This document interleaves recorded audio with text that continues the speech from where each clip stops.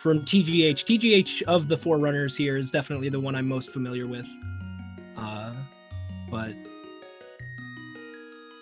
oh, I can't tell if that was a misclick on Maligord's side or...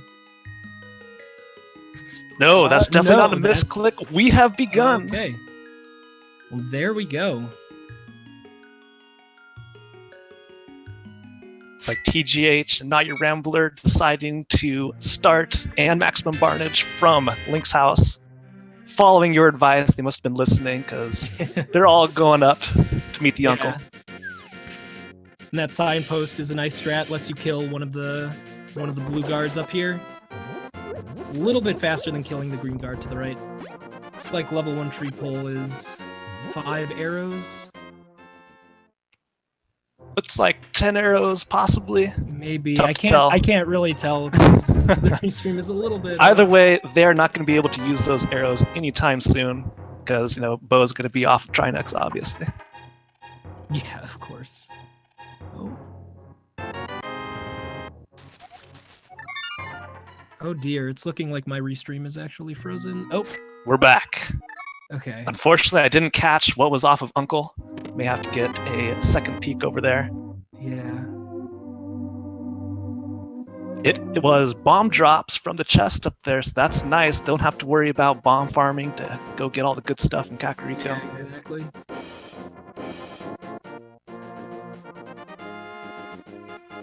Getting update, Uncle was the big 20. Some valuable money early on.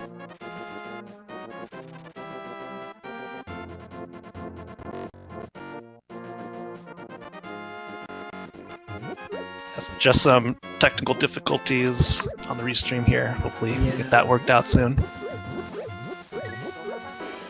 I'm hearing like a lot of rupees being obtained.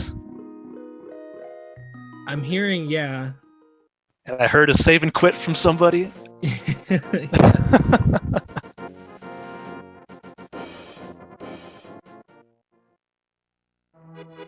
Okay, someone is in Lost Woods. Yeah, listening to the beautiful Lost Woods music. One of my favorite tracks from the soundtrack of this game.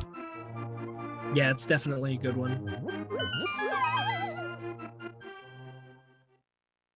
Alright, so by now, I'm pretty sure somebody is going to be in Kakariko.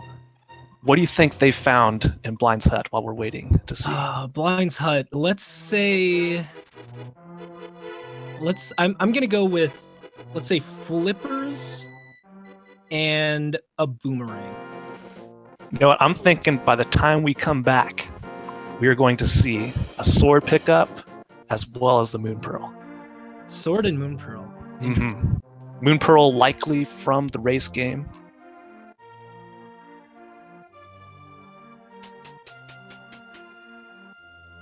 So I don't know, chat, can you see what's going on right now? What do you think are they going to find in Kakariko?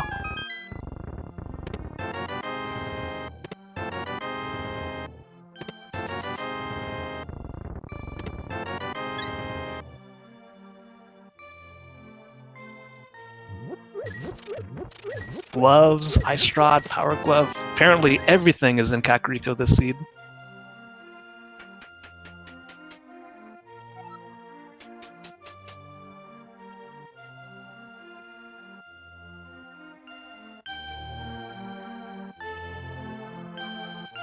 Being instructed by a resident expert on ASMR, Ack the Boker, to be quiet so that he can listen to the stream. Well, I lost audio as well. So. Oh, really? I can still hear audio. Okay, let me mess with it on my end and see what I can get. I hear somebody is in, it sounds like the back chest of Blind's hut. Oh, no, this is Well. With the pots, yeah, that was Well. So... leaving Well. I imagine walking down to Bottle Merchant. Gonna check that. Sounds like a piece of heart at Bottle Merchant.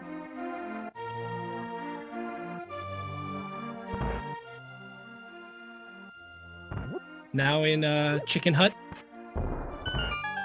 Sounds like no chicken throw, no cuckoo throw. can confirm they did get an item of some sort. They did get an item, yes. Chicken clip, my goodness. Why did the name elude me?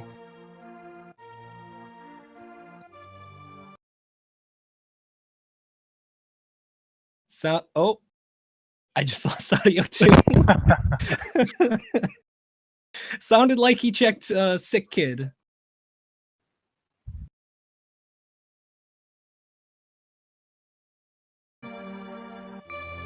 Oh, wait. Refreshed and I have audio back.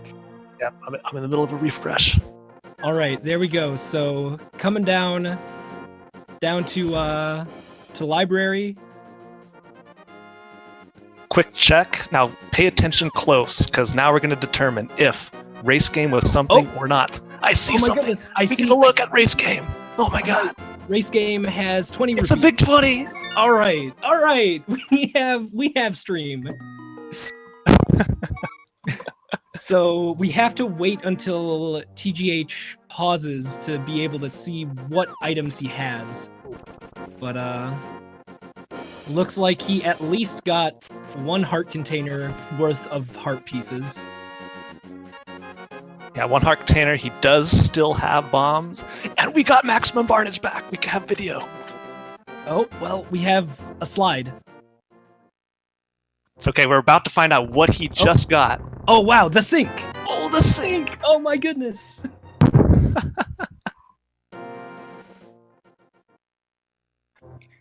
You know, I was thinking we were getting trolled a little bit by just duplicating TGH's stream across all 4, but no, they are indeed wearing different armor. These are different people, and they're in near perfect sync, ladies and gentlemen. Which is interesting because their timers are actually 10 seconds apart. 50 rupees at Dam. This early on, you definitely would grab that. Maligord coming back. Not your Rambler. Almost there, too. So, yeah, all 4 runners appear to have taken pretty much the same route. All checking Dam, heading over to Mini Moldorm Cave. Looks like they still only have bombs as their weapon. These little mini Moldorms can be a little bit trolly trying to kill them with only bombs. Definitely. You always want to try and go for a double on the left 2, but sometimes the RNG just doesn't cooperate. Okay, looks like maximum barnage first to get through, followed closely by TGH, going opposite sides. Big 20s, 3 big 20s, lamp, and a heart piece. And I'm pretty sure we found literally all the red rupees already. Right. Yeah. Ooh, maximum barnage opting to skip Ice Rod Cave, while TGH going ahead, going all the way right. Yeah, it's such a pain to head over there when you don't have booze, don't have the flutes, but you know, a lot of times people get trolled by what's hiding in Ice Rod Cave. Definitely. I, for one, love to go check it because I can't just leave that sitting on my mind forever. This is also really scary for TGH because he has 2 hearts, and any crab, a single tap from any one of these crabs will instantly kill him because they do 2 hearts of damage because logic. Yeah, I think they're the only enemy, or at least one of the only enemies in the light world that deal that much damage. It's pretty crazy. And they're so scary when they move left and right. Yeah, exactly. I couldn't quite see what that was, actually. That was an arrow upgrade. Maligord taking a death, unfortunately, while making his way up. Yeah. That is exactly why that is a scary check. Maximum Barnage discovers that Turtle Rock is the green pendant.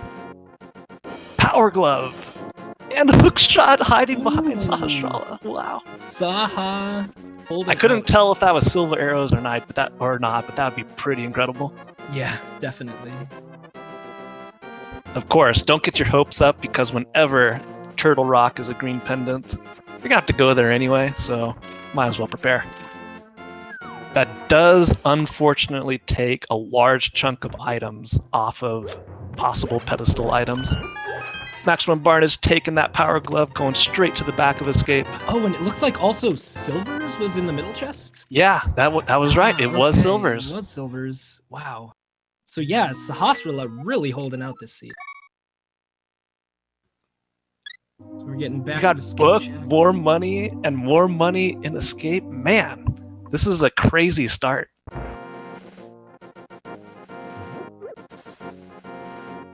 Man, everybody heading over to Sastrala.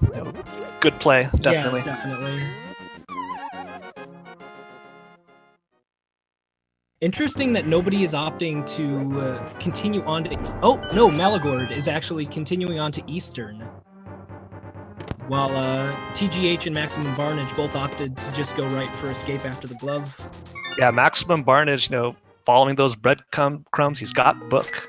He can head straight over into desert, check a couple items there along with Agonis Cave and the ledge items. So there's quite a bit of value over here. And with Power Glove and Lamp, they can go up to Death Mountain. The logic expects them to. But since they don't have the mirror, there's not too much they can check over there. Looks like TGH is going to be stocking up on bombs for possibly heading to desert. All right, first look, default or a big key in the first chest for Maligord. Now I was thinking, I was surprised at the lack of text box coming up for the big key. So I was thinking, wow, what are the odds that the big key to Eastern Palace is in Eastern Palace? But this is open mode. Of course, it's going to be in Eastern Palace. Also, I'm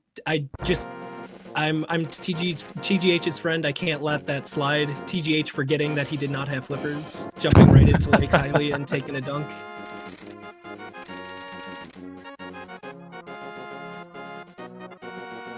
Yeah, Maximum Barn is looking out that the small key is not on the lantern torch. The torch. That's what the word I'm looking for. So you can immediately go over, check the other two chests in desert. Oh, that's right. They have lamp. I forgot about Indeed. that. Mini Moldorm Cave did give them lamp. Oh, and the big key as well. So that unlocks the big chest in desert. I was here just sitting and ready to call out a sequence break on TGH's side. Looks like this is perfectly within logic, and I think that makes a lot of sense. Given the fact that desert is potentially boots locked, you don't know. And East Death Mountain, you got that hook shot. East Death Mountain is accessible. That's 8 items right there pretty quickly. They do have hook shot, so Yeah. they can get over there. And there's a lot of items to be had on East Death Mountain. Ooh. They can't do a full clear since they don't have Titan's Mid or the Moon Pearl, but there's still a ton of stuff. So I don't know if you caught that flute on Torch. So boots will lead to flute in this case. Well, actually, when Barna's just got the bug net, so can't he just use that to go, reach up and knock whatever's off of the torch? It makes sense to me. Yeah, just jump up there. Exactly. Just get it. It's fine. It'll work. Ooh. And Yeah, so we're having a little bit of trouble with the dead rocks there. I'm thinking Maximum Barnage is just gonna go get the ledge item here. Mm-hmm. Technically, with bombs, you can kill Landmos at this point. He's got the torch, he can get through there, but man, would that take forever and a lot of bombs. Yeah. Something that is interesting and important to note is that the logic will actually never require you to fight Landmolas with only bombs. And I'm glad they were generous enough to do that. Although it can require you to use bombs in Cane of Samaria, so there's that. The more you know. Get the Agona Cave check from Maximum Barnage, while TGH checks up the Paradox Cave. Just a piece of heart, so desert not paying off. Ouch. Definitely don't blame him for that check at all, though. You find book that early. Ooh, a sword. And more money than they know what to do with. With that 300 rupee pickup, I think they have enough money to do whatever they need to in this game and have a little bit of insurance for potions later on. So I wasn't catching all of the Desert Palace clear. Did they? Ooh. Looks like NYRambler running into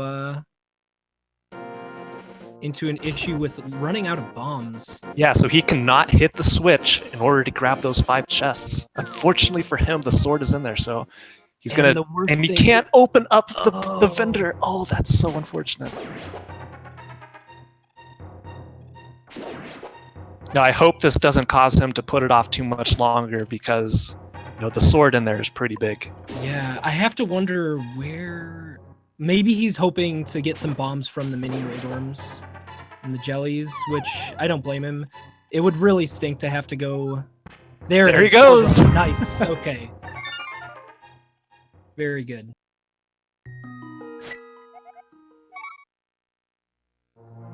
Looked like TGH. Ooh, Oh no. Now your Rambler's taking a death. was it not your Rambler?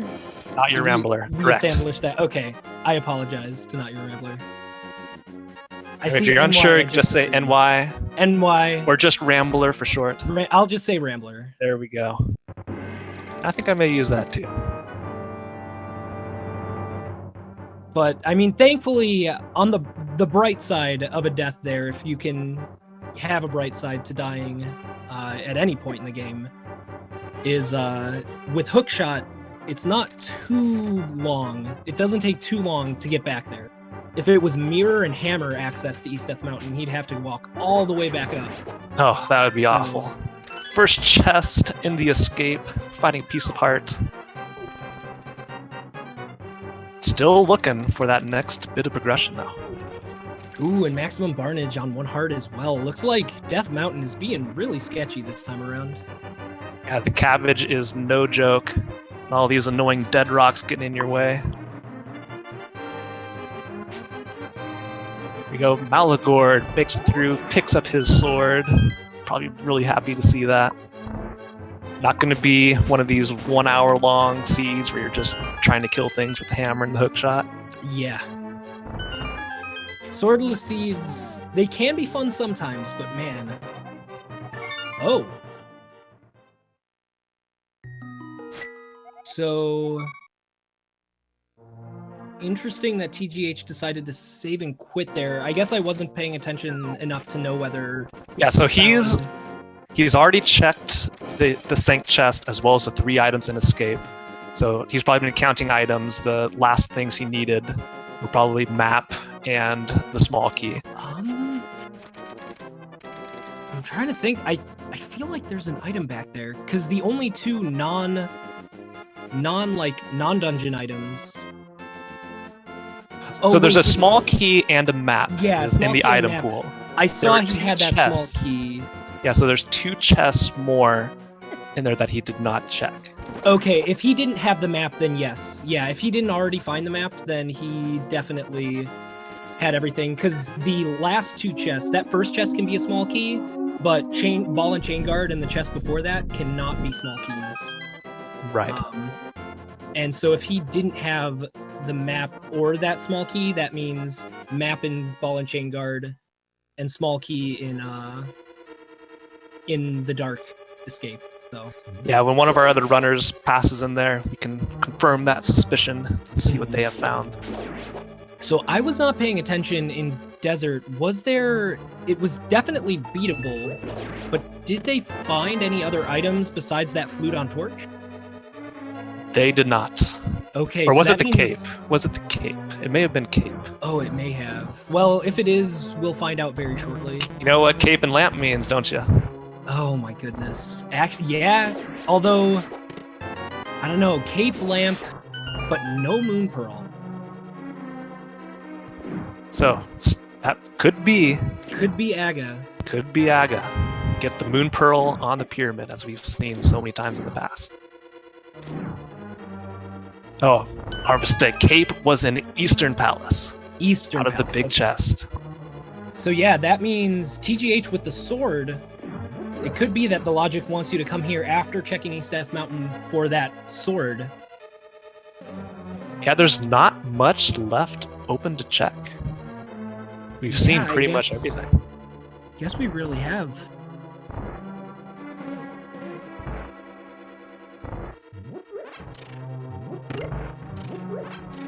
And of course, once you get the bug net, that's a further sign that you need to go fight Aghanim right away. Sorry, repeat that one more time? Oh, did I cut out? I apologize. No, that was my bad. The bug net is also another clear sign that you need to go fight Aghanim right away. Confirmed. Unfortunately, Bugnet Aga is never required. It is required in swordless modes on occasion. Yeah, I love that.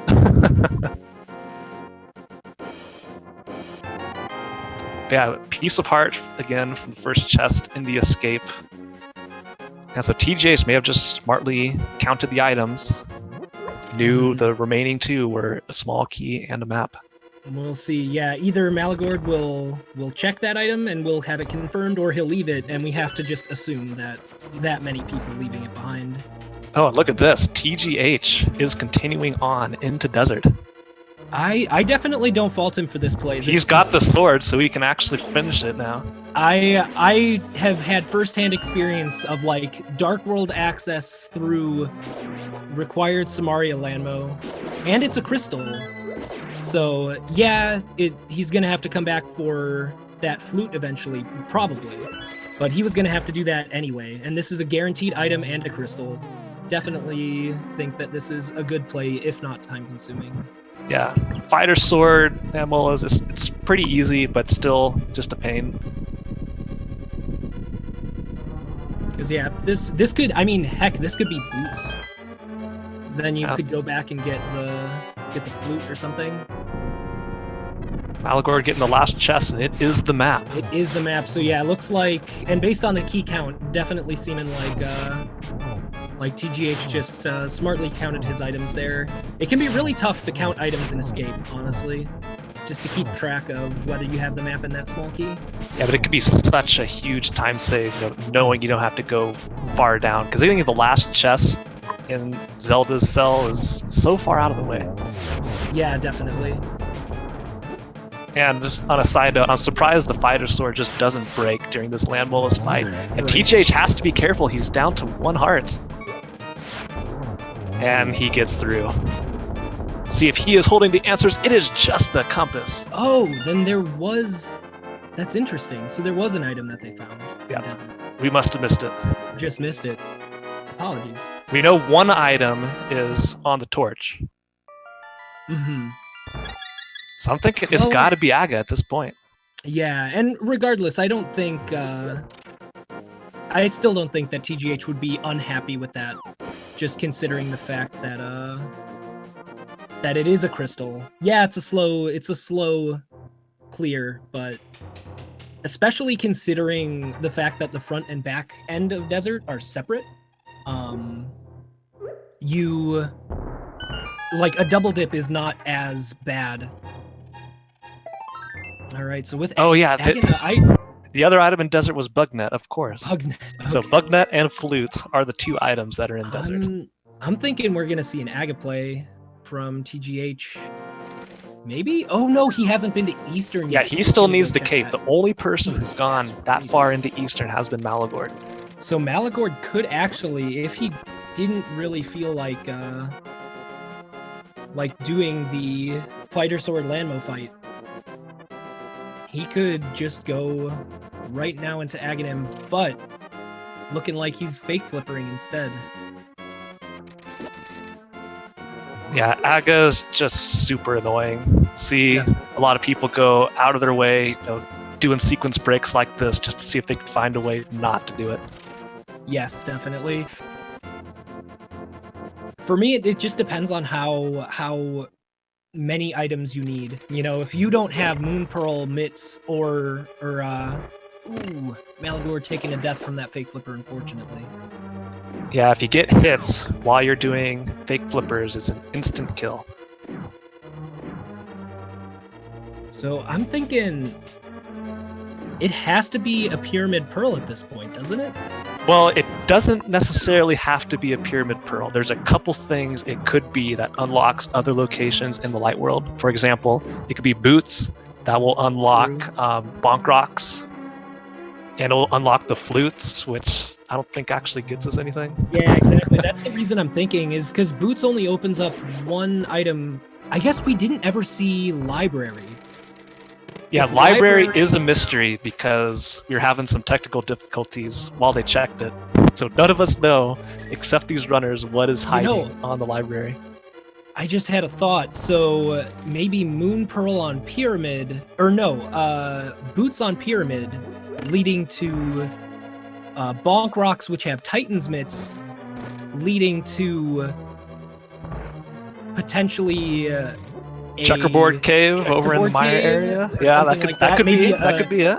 Yeah, maybe a Mitts in Bonk Rock's mirror in King's Tomb, checkerboard cave moon pearl. You know, around the same time, all our runners are going to realize the futility of their situation. Definitely. That TGH has gotten his cave, doesn't even bother continuing on. Maybe I didn't get a correct item count there, so that could have been the last item. Possibly. But he knows he's going to turn. No, he does not know. Maybe he hasn't checked Ice Rod Cave. He definitely checked Ice Rod Cave. Did he? I think he might just be fake flippering. It's an interesting play at this point. I suppose Zora is still in logic, but at this point, if it were me, I'd probably, I mean, big surprise, you know, gambling Cransoon wanting to do an early Aga play. What? But yep, he is indeed fake flippering. But yeah, I guess my logic here would be there's only one more item within the logic. I still need 2 items for Dark World access, that being either Mitt and Pearl or Hammer and Pearl. So, I don't know. I don't know that I would do a sequence break here. I'd probably just try to follow the logic. Actually, you know what? We haven't checked Zora. Always forget about that guy. No, TGH! Ouch. Unfortunate the crab death claims to the crab. Another victim. And he made it through the fake flipper at that point. I wonder, will he just cut his losses now and leave Zora behind and just do? Yep, looks like he's going ahead. He's gonna make the Aga play. I gave it a shot. I definitely think. I don't remember who it was. I saw somebody was up near Zora, and I don't believe they got anything useful.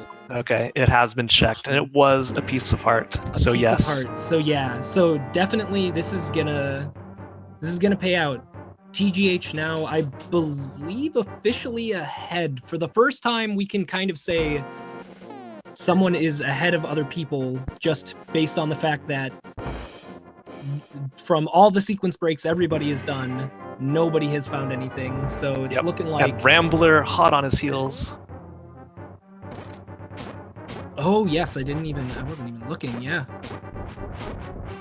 I think Maximum Barnage has realized his fate as well. Yeah, that's the thing. The early Aga gamble can either put you way ahead of the pack or way behind, and that's why everybody kind of leaves it for last, because, like, look at this. I mean, everybody left it for last, and everybody's kind of tied up. Everybody is very close together right now. Whereas if you make the Aga gamble and it doesn't pay out, you look are at this. Sorry, Cape Strats from Rambler. He's got half magic and a full magic meter. That's great. I like it. Yeah. I like it, especially you can get some double spins by getting pretty close and nailing them into a corner or a wall, which can help a little bit. You know, I've never actually tried it because I've never been in a situation that required it. But to be honest, are powder strats a thing here? Can you powder strats do it on all these soldiers? Turn them into something? Good question. Like I've never had powder early enough where it actually matters. That's a very good question. I don't know. But looking like Maximum Barnage getting some really, really good double spins in here. And Rambler's got to be careful. He's down to 1 heart. And he's got a guard on top of him. Half a heart. Wrong red item. Oh, ooh. I'm so nervous right now. Rambler, please make it through. I know. All right, the safety lighting of the torches. Yeah, being it slow. A little bit more aware. No, he ran into the blue guard. That's so unfortunate. He's gonna have to try again from the top. I should say the bottom of Aga Tower. Looking like Maligord doing the fighter sword Landmola's play as well.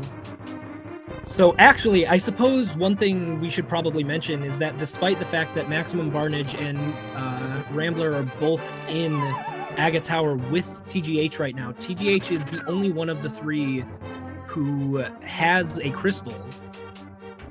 Yes, Maligord, of course, going to be getting his crystal soon, but a little bit behind. He's had to make a second visit down here to Desert because the first time he was here, he did not have a sword yet. Ah, that's right. Interesting play then, because unless possibly Maligord just wasn't counting items, or just lost count and wants to play it safe. But I mean, you're already over here. Maybe you wanted to get the half magic. Actually, true. no, he wasn't already over here. He needed to come back for a separate visit for this. Yeah, so I don't know. Interesting play given the context. I think if you're gonna leave desert at all, and you know that Landmola doesn't have an item, my personal play would be to just leave it behind until I'm better equipped. Maximum Barnage. Definitely scary right now. Thankfully, with the half magic cape, this isn't too bad. There are hearts in the circle of pot, but as this room is affectionately known. I like that name. But there we go. Getting a little bit of safety. I think there's one more, yeah, right there. So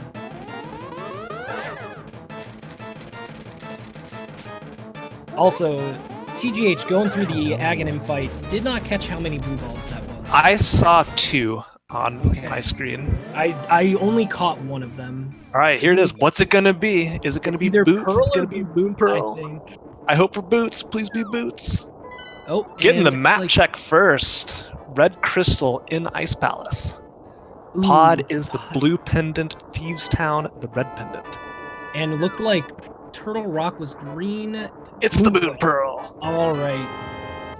So So that means we're gonna now- continue on into the Dark World. Now here's the question: do you do Pod in this situation, or do you go over to Catfish and or Thieves Town? I would do Catfish first. I mean, they still don't have Hammer. Oh, wait, no, they have Hookshot. That's right, they have Hookshot. So I really like the play of coming up here, getting Catfish out of the way early. Who knows what? And oh no, TGH gets Ouch. bodied by one of those. I don't even know the name for them. The creepy green monsters. The name escapes me, but yeah, that is the issue with the Dark World. Also, unfortunately, losing access to our TGH jam of Super Bunny music, which is personally one of my favorite tracks in this entire game. And, you know, trading it off for the regular Dark World music, not It's that still bad of a alright. trade. Yeah, it's still all right. It looks like TGH just saying forget Catfish right now. You know, I like that. I like his commitment to not doing That's- out of the way stuff twice. No, he died on the way up Dive there down the before. That's actually, man, Yeah. North really is really just eluding him this run. He was like, The "It is second time he's died destiny. on the way up there. It is not meant for me." Also confirm Maligord checking Zora, and that was indeed a heart piece. TGH heading up to Bumper Cave because he has everything he needs to pick up that item. Could be something big. And oh man, these murder dactyls are so scary. Oh man, yeah. One of the issues I had casually playing through this game was just the balance mid game is just off. Those tiny little, harmless seeming birds take half of your maximum possible health. Like, it's just incredible. 3 hearts of damage. All right, instantly into Skull Woods, or as we call it, Value Woods. We're gonna find something big here. I feel it. The Titan's Mitts! There you go. Well, instant prophecy fulfilled. So that unlocks a quick shortcut into Thieves Town, provided something bad happens to them. And this also unlocks everything on Dark East Death Mountain. So they got Hookshot Cave, they can check and see what Turtle Rock is, Super Bunny Cave. Still can't get up to Hera because they lack the hammer and they lack the mirror. Mm-hmm. And we're getting a Catfish check. See what Tej left behind. It The is mirror! Oh my god! Ooh, that is big. Ooh, that's gonna be really rough for Tej. And TGH was just on top of that. Oh, that's really big because one thing I was going to say was that the Titan's Mitts, yes, it opens up some stuff, but it doesn't open up stuff you want to do without the mirror. Oh, So, man. Man, that's a big one. Yeah, that's a really awful place because I'd imagine TGH would want to knock out Zora and all that stuff once he has the mirror. Ah, yes. Yeah, and that's definitely one of those things. I've had plenty of situations in the past where, you know, you die on the way checking an item and you say, this is going to be my last possible check now. You're just stubborn, you know? Like, it's just a natural reaction. So, like, you accidentally, you know, miss a bomb jump in Ice Palace or something with hookshotless Ice Palace, and then you just say, nope, that's the last place I will possibly check, and hopefully Tej does not fall into that trap, because if he does, that could be really big. There's a lot of game left, so that's definitely not the end of it, but definitely is, does give Maximum Barnage a bit of an upper hand. Ooh, interesting. Opting to go up to Hera because of that mirror now. Yep. I had not even thought about that. Yeah, and he'll be able to get a check of the Ether Tablet shortly. Now, Rambler took a little pit stop in here, grabbed a safety red potion, because 2 hearts in the Dark World, with only 5 total, pretty scary. But he's shortly on his way to the mirror, provided nothing bad happens to him. But yeah, I missed for a second what the Ether Tablet was. I actually did as well. Oops. And Cransoon, it is so tough to keep an eye on all 4 streams at once. All 4 streams at once. It's rough. Also, ooh, Maligord in Aga Tower. What is with these half-heart Aga Towers? This is the... Oh, good thing Maligord knew about that safety heart. I didn't even know that was there at all. As I've already written it down in my notes, watching people far better than I am, pick up a few good things. TGH continuing on with the Village of Outcasts clear. Big 20 in the bombable hut. See if he makes the choice to head into Thieves Town without the hammer. Looking like maybe not. Interesting play. I could definitely see someone at least doing first 4 green mail and 5 hearts max. It's pretty easy to death warp after first 4, but opting not to do it could definitely help, but maybe he's just not feeling double dips today. Yeah, I'm thinking maybe he's gonna do digging game, possibly head up, grab the blacksmith. Yeah, Jeremiah World Tour, which is unfortunate because other runners will not need to do that. They'll be able to just mirror right out in front of that. This is a lot of digs. More money, just what we need. Ooh, Maximum Barnage gets trolled a little bit on Trolldorm with the Fighter Sword. The fight is never over fast. And it looked like Maligord took a death. I didn't see what room he was in, but it looked like he was pretty deep in Aga Tower. Yeah, it's that's a Aga Tower. Yeah, Aga Tower being brutal on our runners today. I guess, I mean, it's not every day that you end up with Fighter Sword, green mail, 6 hearts maximum Aga Tower. Yeah, I'm still gonna have to experiment a little bit and see what powder does to all of these enemies in Aga Tower. Yeah, that's a very good question. I'm very curious to know.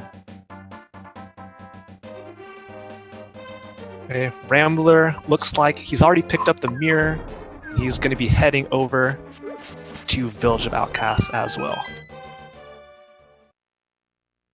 Maximum Barnage picks up a crystal from Tower of Hera. Did not opt to do... Ooh, shovel. He did not opt to do the Jeremiah. There we go. Words are good.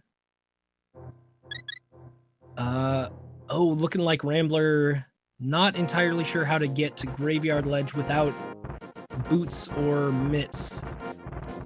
Yeah, it's kind of a pain, and you're low health green mail with Fire Sword just working through this mess of enemies. Looks like I think he found his way. There we go. Where is Tej going? Ah, he has the Titan's Myth. Yeah, so we can check all this stuff over here. I definitely see logic in his situation. It's very unfortunate he doesn't have that mirror right now. Yeah, he's got to be thinking, what are the odds that Pearl leads directly into the mirror one item later? Right, yeah. Like, Catfish, you just never, especially with the current setup, you know, hookshot leading into mitts, you at this point, you basically write off Catfish until you have got nothing left. Indeed. So we have Maximum Barnage heading over to Pod while we get the Super Bunny Cave check from TGH, full heart container, and another piece of heart. So slowly building up that health, make everybody a little bit more comfortable here.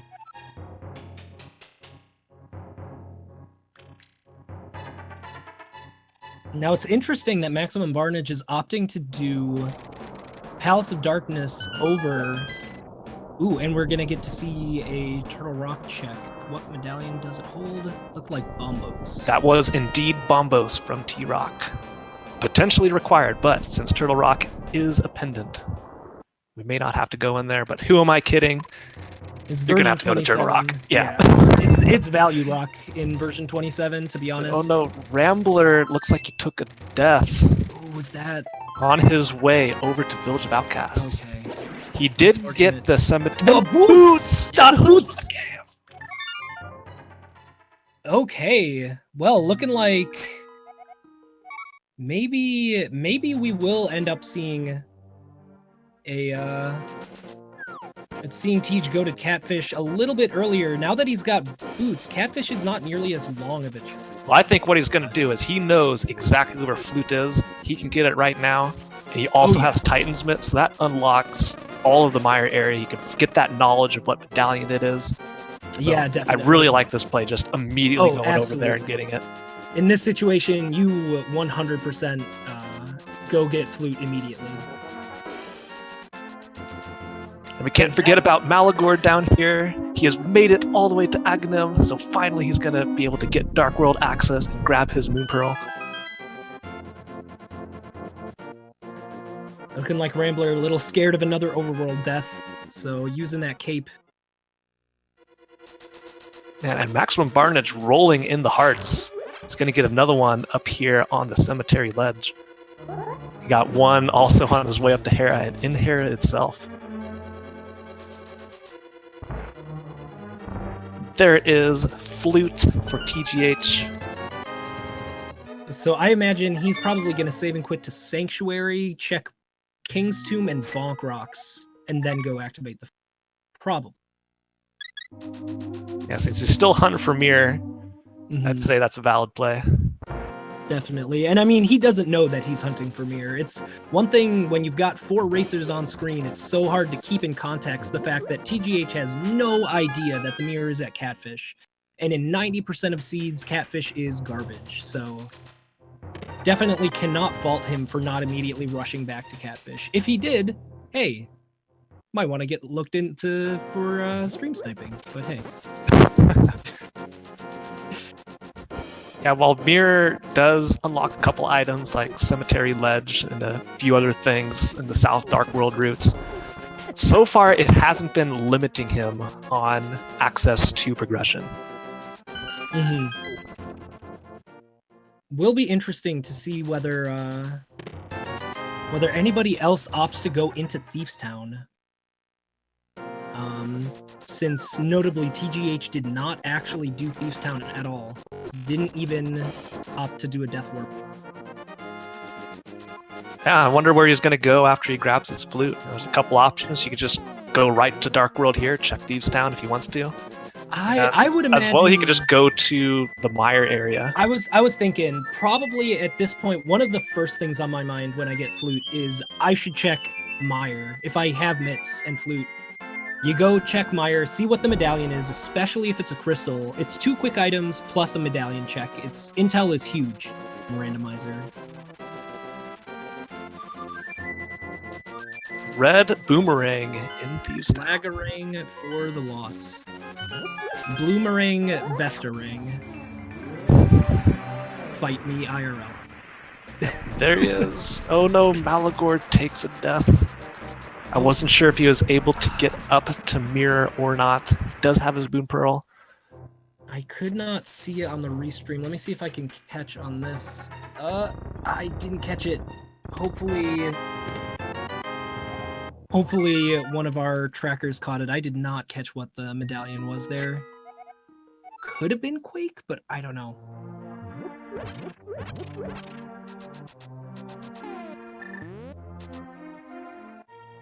So Rambler gets his first 4 chests in Thieves Town. I'm sure he's pretty happy about that red meringue, but he's out of there. He knows Thieves Town is a pendant, not worth my time to continue on. Oh, you know, I had completely forgotten that Thieves Town was a pendant. Now the play to just completely skip out on first 4 makes at least a little more sense to me. Okay, so here we go, Maligord. I don't think he made it up to Catfish, so he's going to go straight over to the Thieves Town area. So looking like Maligord and TGH are having kind of similar times in terms of items.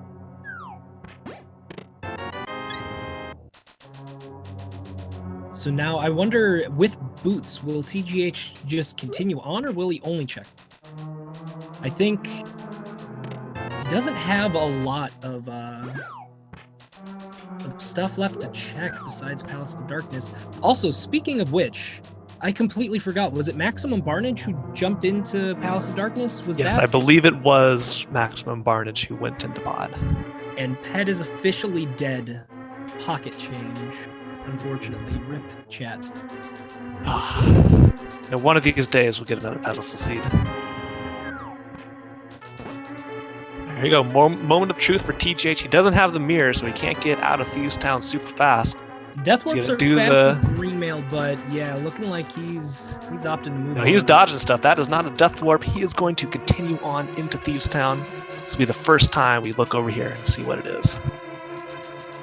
Unfortunately, he does not have the hammer, so unless it's within Thieves Town itself, he may have to come back here later.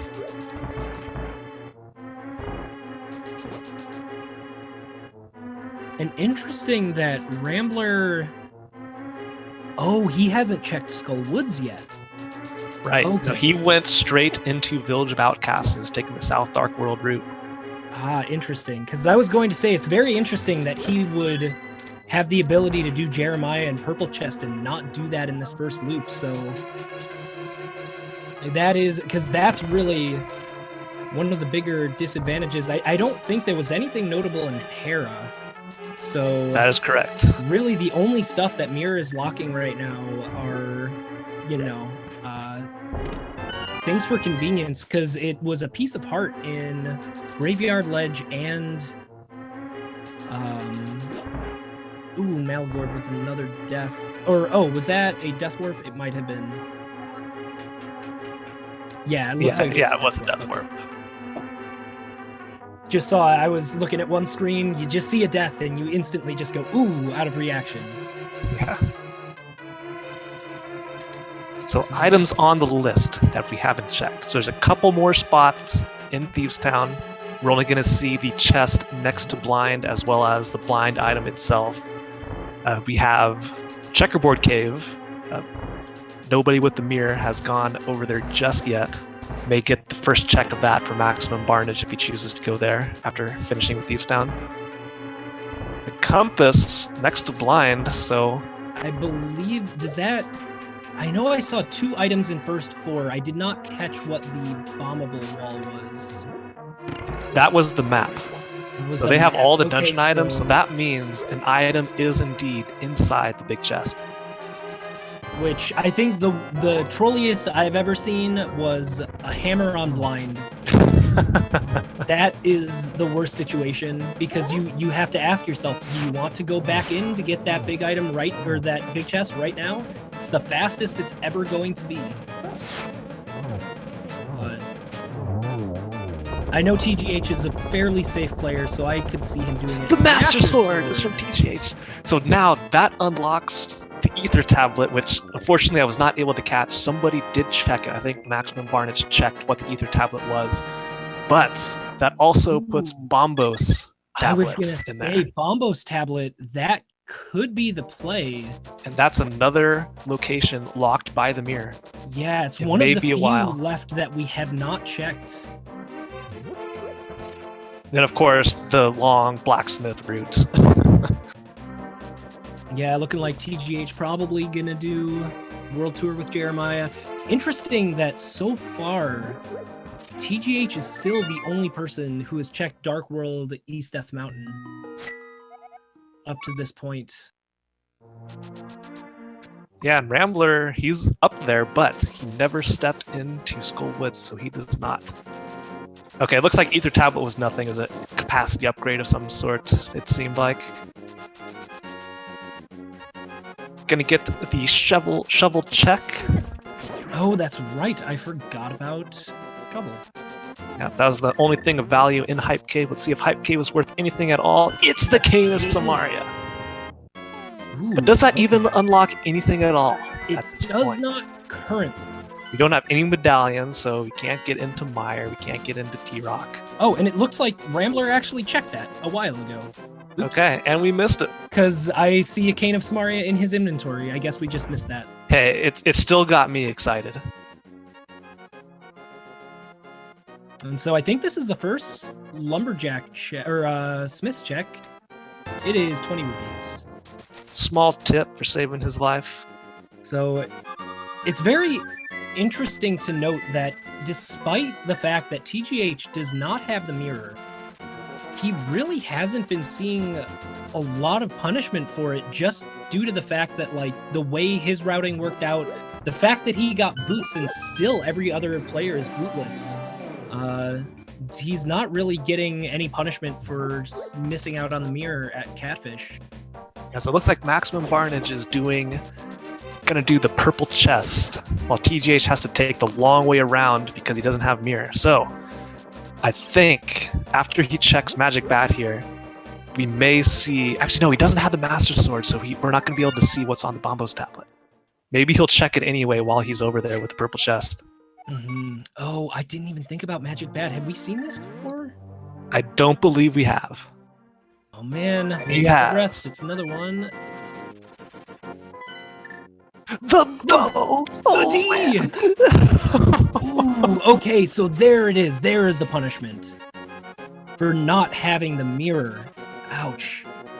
And flips in purple Oh chest. no, that just unlocks a whole bunch of other things for TGH to check, but this is also good. That's Maybe we'll see him head up to Zora, take the shortcut.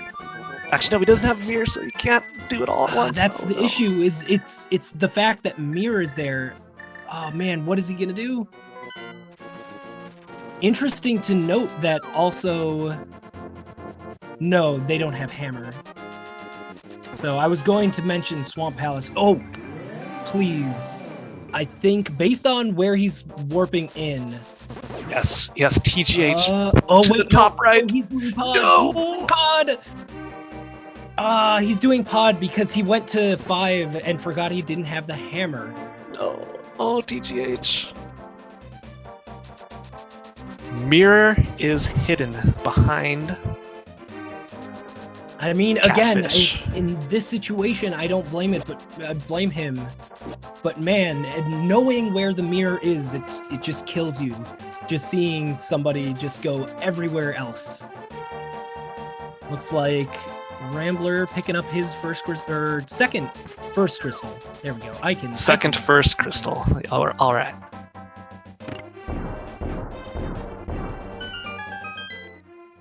Now I think pod was key locked pretty early. I'm pretty sure because I saw Maximum Barnage walked in and I don't remember seeing him do much. But it's also insanely difficult to see to keep track of 4 people at once. Yes, There it is. it's Big key. locked right away. So, unfortunate. So, I'd imagine he would definitely check. He would probably check Zora and Hobo first. Yeah, looking like he's gonna do that. Hopefully he'll check Catfish after this. I can't think of too many other things he has left. Although I think this is gonna be our first check of Waterfall Cave because they didn't have Moon Pearl when they were fake flippering early. Right. And garbage. Oh, uh-oh. Oh, no. Uh-oh, maximum barnage, oh no! Oh, very good, quick thinking. I didn't even think of that. When you use a bomb, when you have a bomb over your head, you do not interact with Dark World portals. So he used that non-interaction to walk through the portal and get his flippers. That could have been a huge misstep if he didn't think about that, think quick like that. Excellent quick thinking. And now we're going to get the Bombos tablet check. Because he has a Master Sword, he cannot get it, but we will find out what it is. And it is Just Couch Cash. So it's looking like everyone's getting funneled down into Palace of Darkness. I think Pod is the play, right? Or I don't remember if Eastern still had anything left, but they found at least 2 items in Eastern, but it makes sense to just knock it out while you're over in Pod. I'm thinking Tej is gonna go get Catfish now. Unfortunately, I think he's probably gonna end up on his last possible check yet again. With the bow, because anytime you have to mirror to get an item from the Bat Cave, it can be really rough. Yeah, definitely. Yes. It's TGH, tough to going the right justify direction. it. But although at the same time, or no, hammerless. Yeah, anytime you don't have hammer. So I would imagine we're going to see TGH check all of the mirror spots, including doing Hera before he ends up doing Batcave. Could be wrong, but we'll see. This is some interesting routing over on Maximum Barnage's end. He did just get the shovel, so heading all the way back there to check it immediately. Mm-hmm. And TGH throwing a frustration bomb. Catfish. Oh, that's got to be frustrating because Definitely. he was on there immediately after getting Dark World access. He was going to get there, and that death. It definitely, I have to say, definitely set him back a good bit. So he's going to, go check Hera. Definitely makes sense. You get the mirror, you've got lamp, you've got a fire source, I should say. You go do a dungeon. You know, it's a crystal dungeon, a Fat Fairy crystal at that.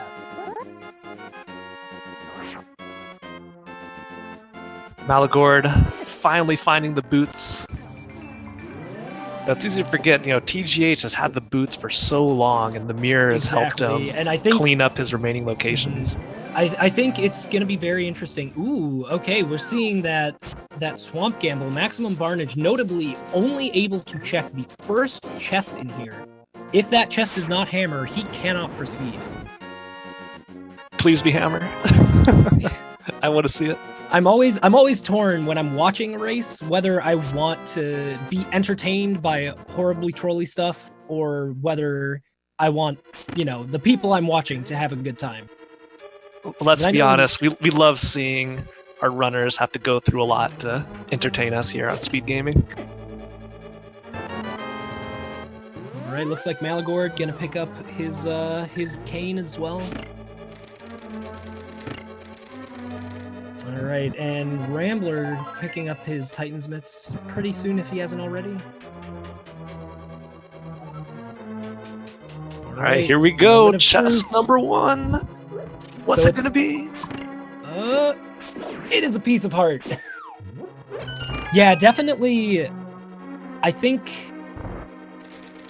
that's an interesting gamble because it could pay out huge. I have seen hammer in that location a few times before, and checking it early can be a huge boon, but at the same time, when you've got Palace of Darkness, you've got a minimum of like 4 chests that you can get, 5 chests even in Palace of Darkness with bow. Definitely what I would consider a gamble, 1 chest versus 5+. Yeah, it's definitely one of those high risk, very high reward locations, because not Definitely. many people are going to waste their time going into swamp for one item. Oh yeah. And so it's still interesting. Maximum Barnage has had those Titans mitts for quite some time and opting not to go up to Dark World East Death Mountain, even for the intel.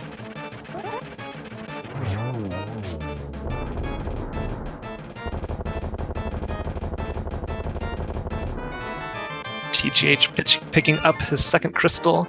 And we're seeing Maximum Barnage head into pod, the first one to do so with the bow. So we're going to find out what's been hiding on the right side here. It's got to be some sort of progression. It has to be at this point. There is no other place for progression to be. I'm It'll be secretly interesting hoping if for we Bombos, because that would send Bombos. them up to T-Rock potentially. I'm thinking Quake is the more likely option, which isn't really terrible for them at this point. It's clearable, and TGH unfortunately forgetting that he does not have the hammer yet again. I definitely know hammerless seeds really throw me for a loop, for sure. You end up with at least a couple of those mistakes here and there. And Teach being very indecisive, not really sure where to go. He's cleared out a lot of dungeons. He's cleared out Desert Palace, Tower of Hera. I believe he's completed Thieves Town. Oh, and I did not catch. Hold on, let me look over at the other stream. Just looks like small keys on right side, so he is now able to progress. Looks like that that jellyfish making. Oh, where is he going? Oh, he's checking all of the mirror spots. Yes. Yeah, Hopefully- TGH still needs to check all this stuff. Yes, hopefully he checks this and decides to go do bat while he's in the area. And another small key in the vanilla big chest. Looks like all the value in pod is going to be in the back once again. Yes. I think they've gotten, what, is that all the small keys? A No, lot they of need them. one more small key. Interesting that out of the first 5 chests he could check, 4 of them were small keys and 1 of them was the big key. Now it'll be interesting to see if Maximum Barnage decides to hammer jump here. Because he does have the mirror, but since he has that early big key, wow, first 6 chests. Yeah, no, he's got the mirror, so I'd imagine he would just go right side and then head into the maze, the normal route. Yeah, although I think it depending on how quick the hammer jump is, I want to say it would be a little faster to hammer jump and go around. But Well, here we go. What does he plan? Looks He's like got hammer bombs. It's gonna be the hammer jump. jump. Oh, having a little trouble lining it up. Pause buffering is not necessarily an easy thing. Yeah, this is definitely one of the, if not the most difficult bomb jumps in the game to get across this gap here. You have the bomb and Link in just the perfect spot. See if he's got it. He is Looks through. like he does. Blue mail. Okay. And TGH opting not to check the bat once more. Unfortunate. But While Rambler has made his way up to Hookshot Cave, he's going to be excited to go fast finally with the boots he's going to find in here. yeah, it's notable that Maximum Barnage bootless, the last Quake! there's There it Quake, is. and You have Myra Myra is access. the play, I think. Especially with Lamp, Cane of Samaria, Silvers, and a Gap Crosser, I think that's his next check. Yeah, So he I can think full he's clear it. gonna go- I think he's gonna go bootless for a little while longer still, because in his situation, if it were me personally, you just go right to the next dungeon that you can do. Similar to how, you know... Oh, Ooh, there's there's bombs! bombs! Oh my goodness! So now we have a gamble to make. Meyer to me makes more sense, but I hope Maximum Barnage leaves us and heads up and does Turtle Rock. Wait, no. Maximum Barnage, no, definitely he doesn't actually have access to any of those things. because he has not checked either of those locations, despite the fact that and TGH finally gonna pick up his D, looking like he's the second person to do it.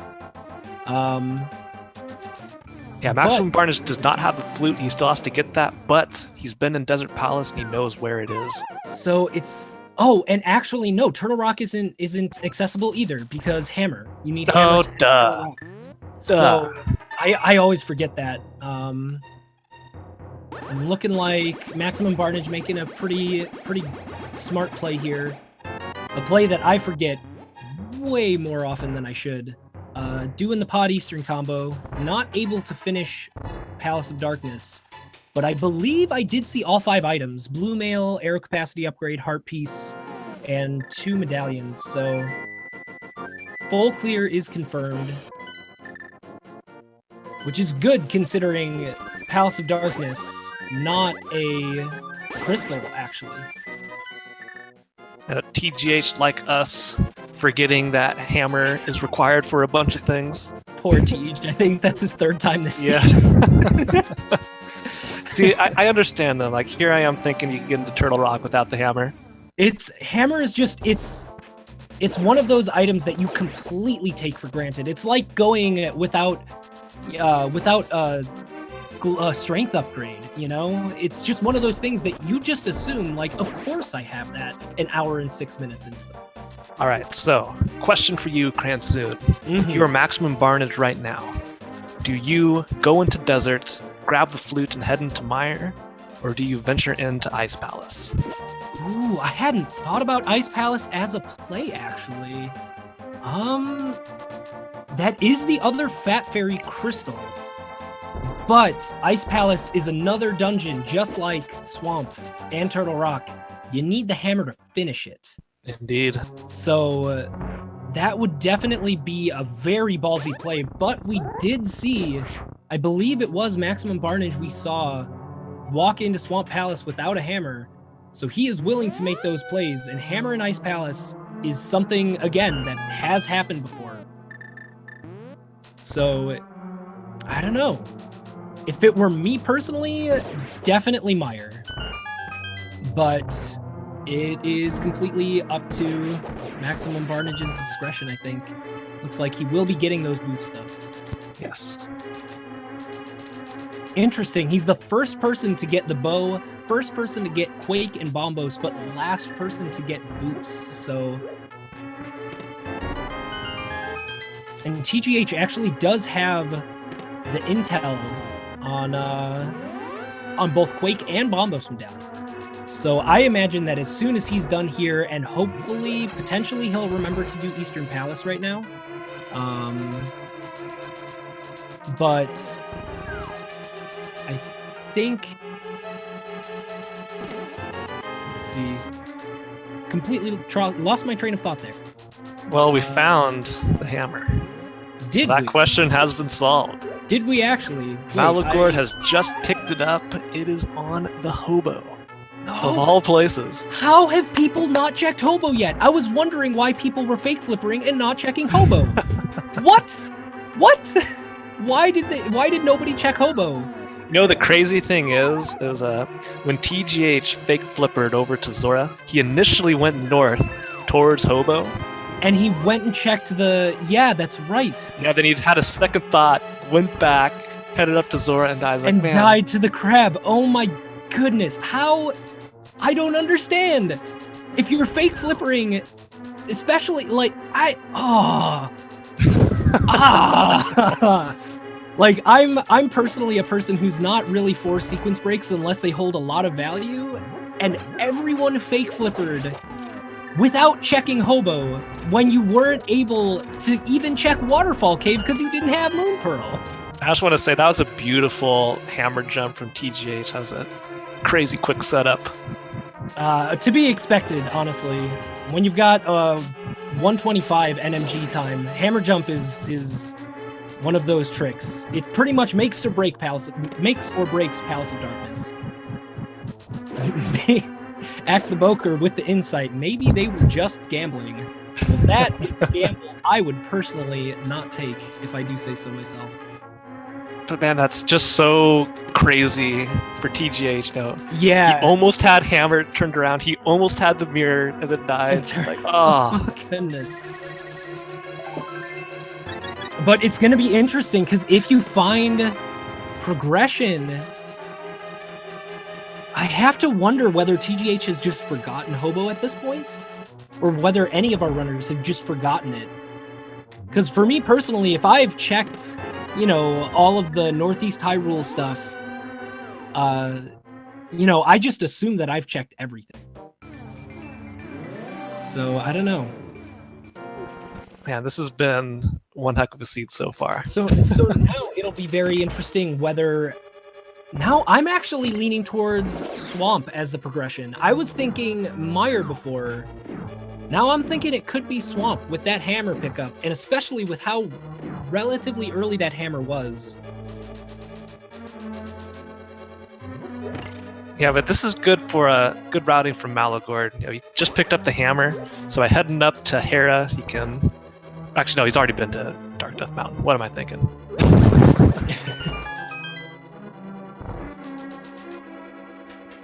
Maximum Barnage heading in to pick up his flute. So momentarily we'll see his decision if he decides to go Ice Palace, go to Swamp, head into Mire. All of those are on the table. I think if you... But he doesn't have... That's right. No, we're getting ahead of myself. You know, Maximum Barnage still doesn't know where Hammer is. Yeah, exactly. I was going to say, if you check Ice Palace, you would definitely do Hobo first, I think? I don't know what to think anymore based on some of these revelations here.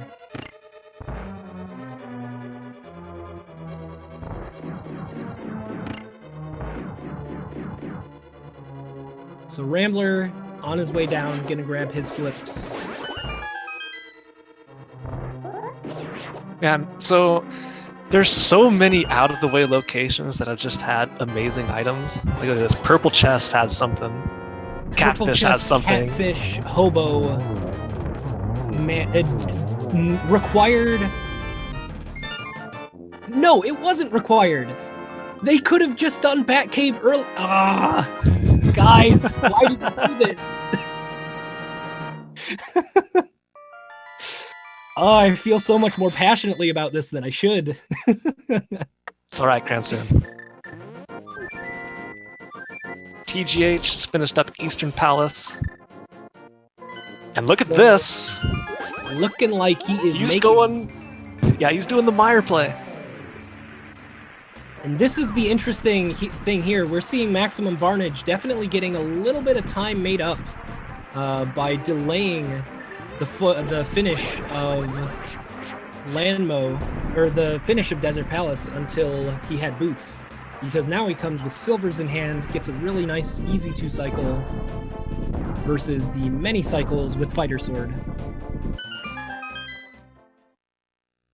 All right, 2 items in Mire.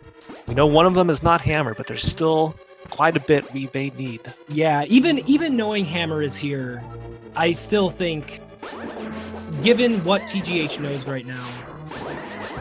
Ooh, interesting bow strats in Mire too. I have not seen bow strats before. I'm just so jealous of how fast he got through that room there. I'm always like taking hits, like 3 cycles to get through. It's like, oh, just as efficiently as Fire Rod, just a little bit more lag there. Oh, looking like Rambler is going to be the second person pick up his hammer an hour and 13 in. Now, Rambler now has the hammer, which unlocks quite a bit for him. I wonder if that's going to guide him over to the bow, because now he can get over there the, I think, intended way, just hammering the pegs down. Yeah. I had no idea you could mirror down to Magic Bat until it blocked me in the seed once. Yes. My personal favorite, which has happened a couple times to me before, I even called out once immediately before it happened, is Hammer in Batcave. Is just incredible. Because you need to go in there knowing that your Dark World portal is going to be gone after you do this, unless it's Hammer. So you're gonna have to walk all the way back up. Ooh, that was Ice Rod, I think? It looked like the Ice Rod to me. Ooh, okay. I'm seeing some value in Turtle Rock now. Can we get a double Rod Mire into Turtle Rock clear? Yeah, currently with Skull Woods being acquired dungeon, I believe Fire Rod is the only thing we need to be in go mode. True enough, I didn't even think about that. The only thing we know we need. Yes. That we know. According to them, TGH needs Fire Rod and Hammer. Same with Maximum Barnage. And Maligord. Rambler needing... Oh, actually... It was the Fire Rod. Okay. A little bit pixelated on the restream, guys, but get that corrected. Thanks, everybody, for keeping us honest. Fire Rod. Okay, my apologies. It's, pixelated on the restream, kind of hard to tell. So now that makes Turtle Rock actually even more of an enticing play.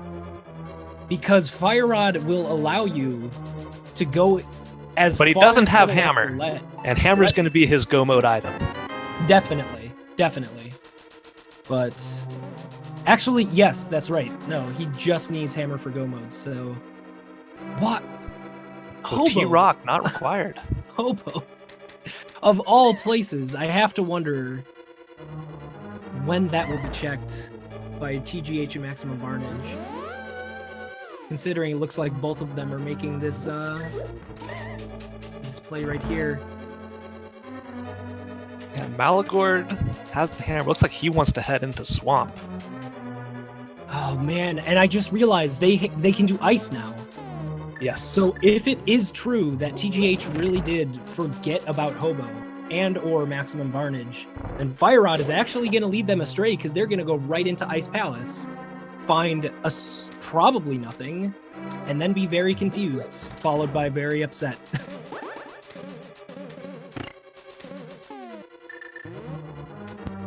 Yeah, Aga had the Moon Pearl, so unfortunately Aga was definitely required on the Pyramid. Moon Pearl on Pyramid.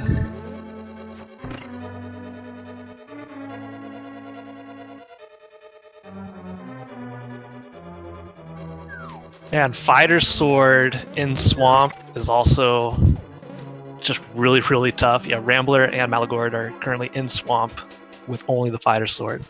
So when they get, thankfully they have Hammer, so when they get to Argus, they have to do the menuing strats to pull off one of the little puffs, and switch to the Hammer to kill it, and go back and forth. It's interesting. I didn't even think about the fact that they don't have bow yet. Neither of them do. Small key off of Vitreous.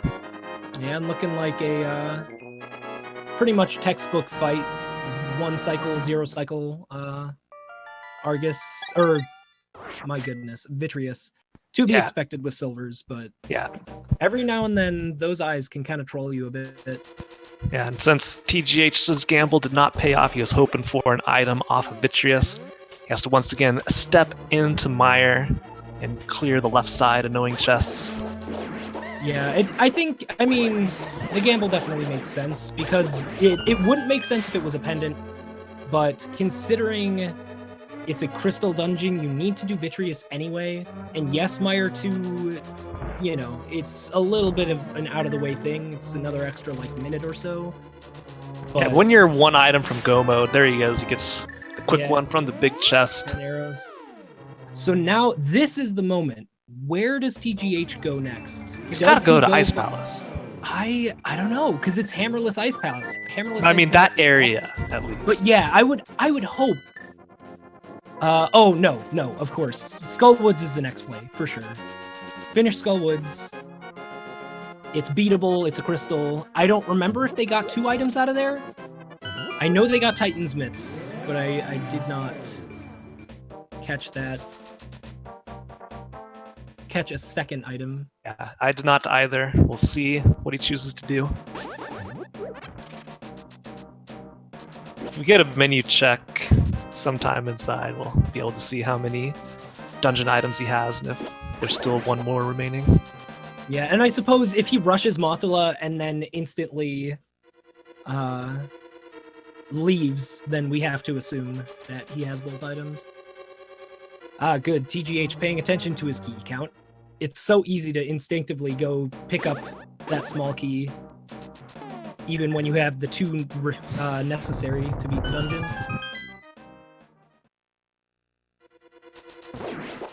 Ooh, just the map and the compass on the left side of Swamp.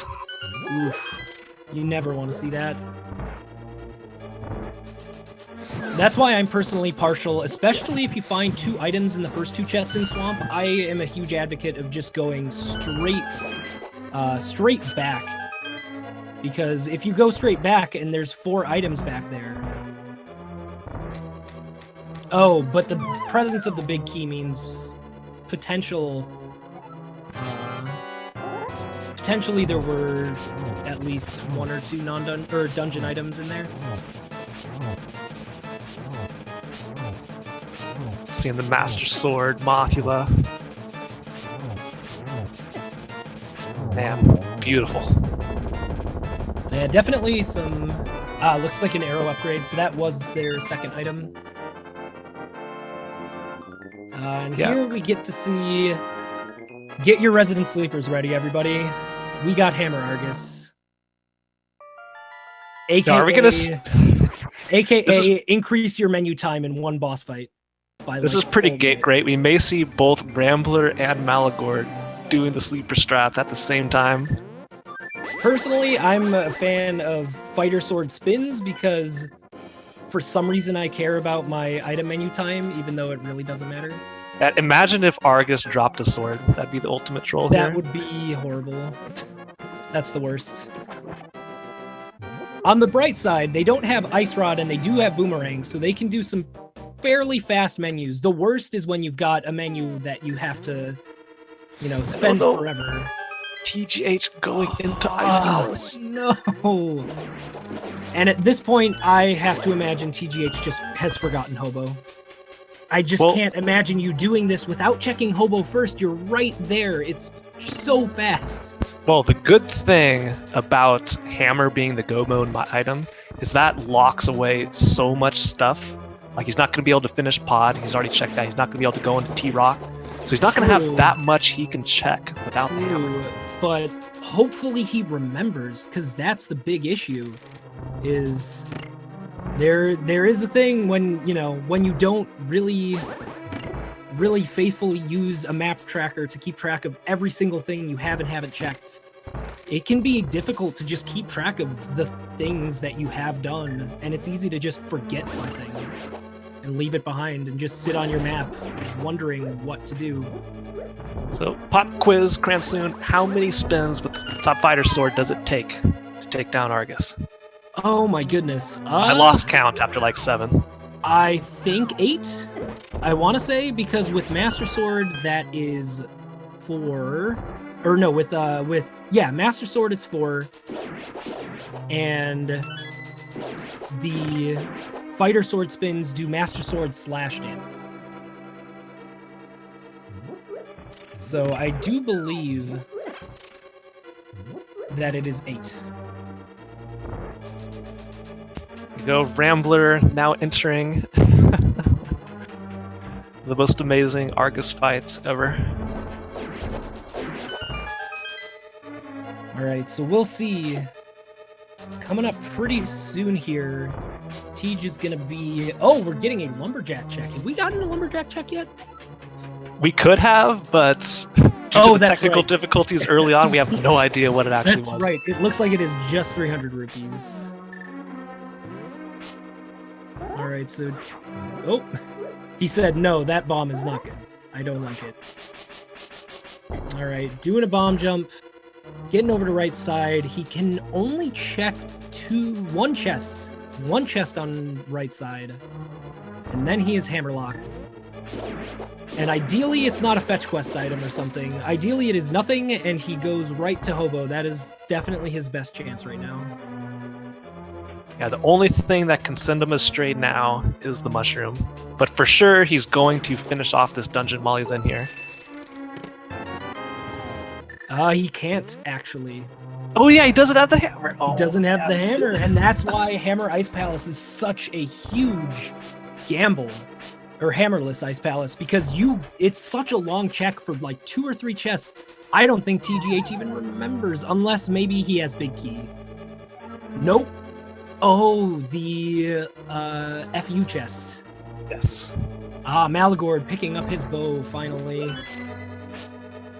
So it's interesting, as soon as he goes into Palace of Darkness, he's going to be essentially at his go mode as soon as he does Palace of Darkness for those medallions, and then goes into Mire for Fire Rod.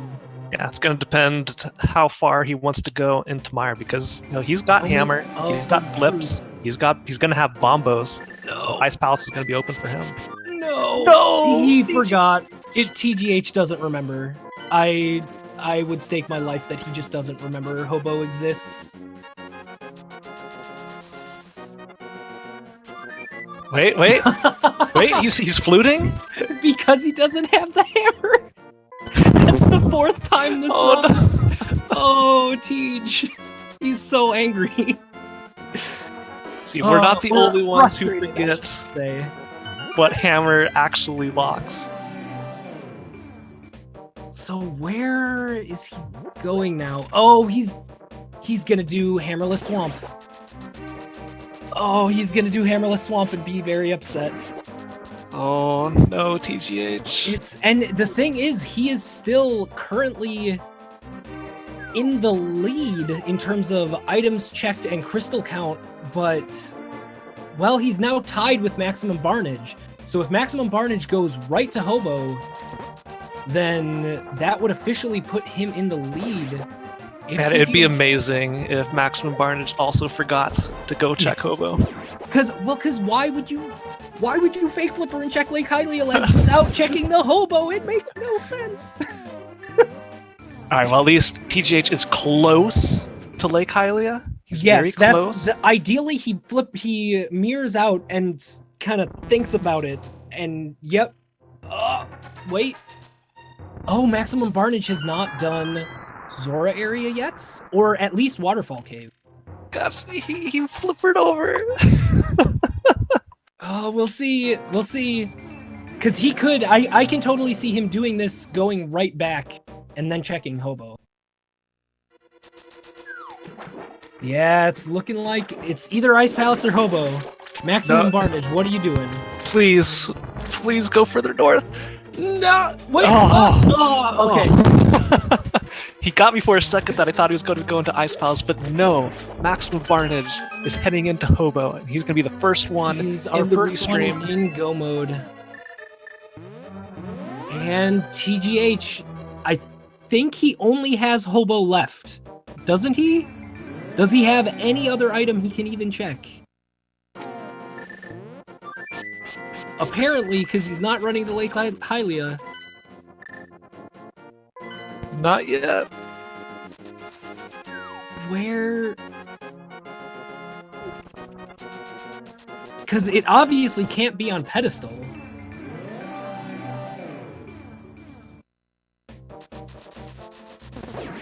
I can't think of where TGH could be going right now.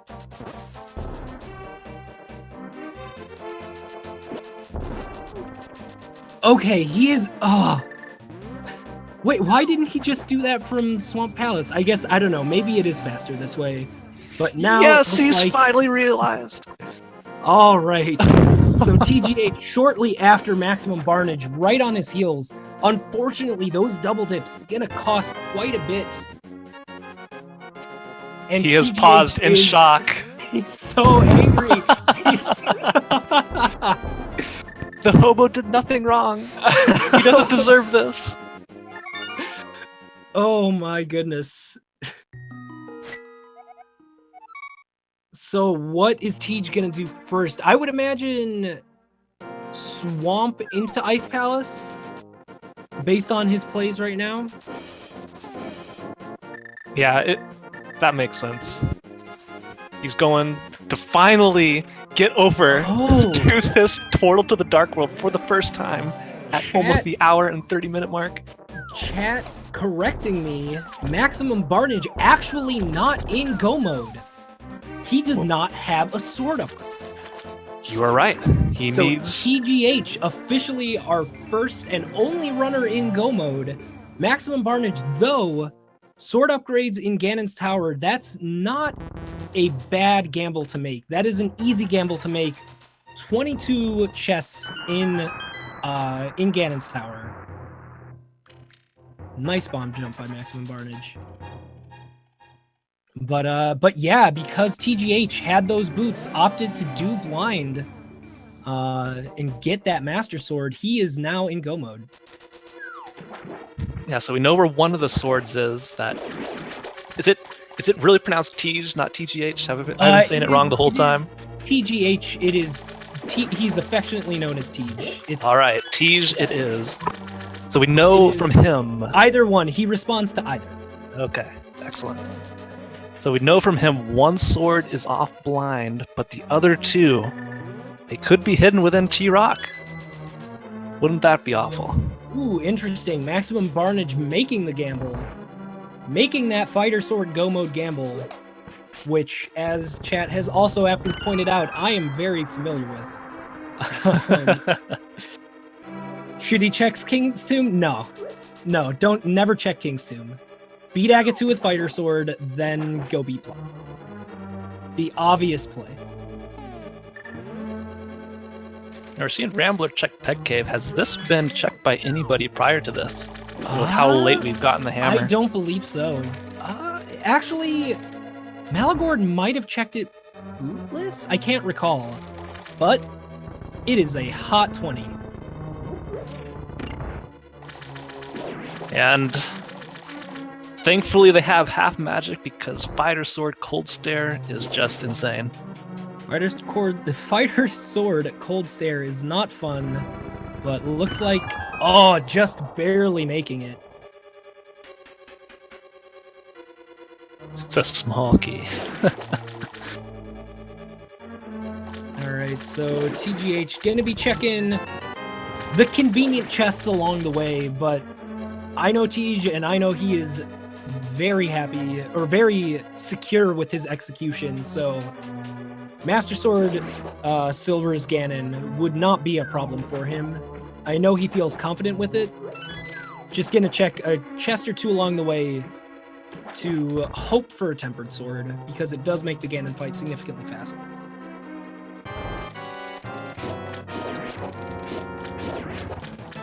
Now we get to see something we haven't seen yet this seed.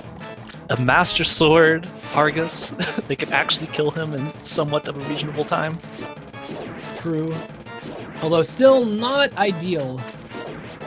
I'm not sure what the kind of standard you go by with Master Sword Argus is, because I have not run low percent, but for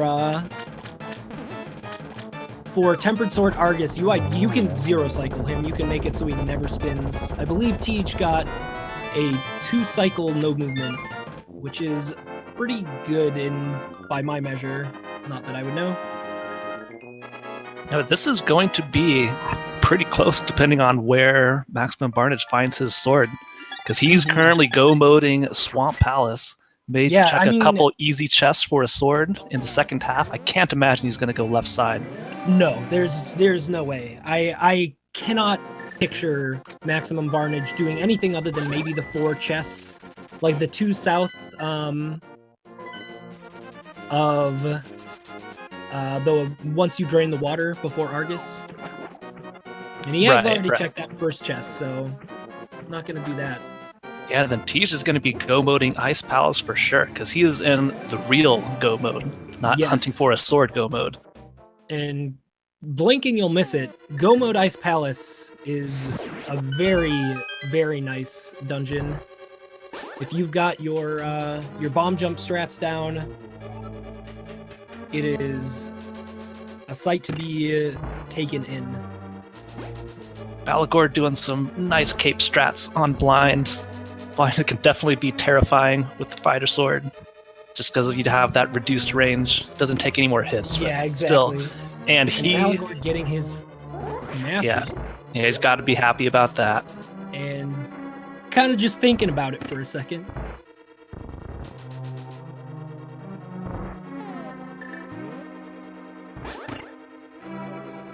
Yep, we may see Tej and Maximum Barnage hitting GT around the same time, but it looks like he's gonna go check a couple more further out of the way chests in Swamp. Interesting. Yeah, left side definitely not. I can definitely see this if you are still a sword away from go mode, but there's no way you check left side, and there's no way you go back in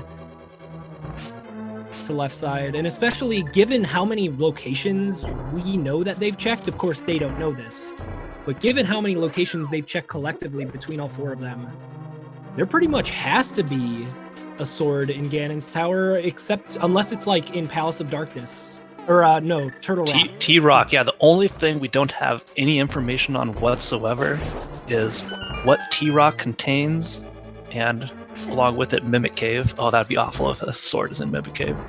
And anywhere in GT. Now, I do wonder, if a sword is not found in the main section of GT, do you gamble and head up through the gauntlet hoping there's a sword waiting for you at the end? Oh, 100%. Yeah, because you could still clear it. You just need to go find a sword afterward. Tower, and I think it's much faster to, check every chest when you're going up through gauntlet. Like, obviously, you full clear Ganon's Tower, but you would definitely go beat Aghanim 2 and then go look for your sword. Because it's much easier to get back to Ganon than it is to get back to Ganon's Tower.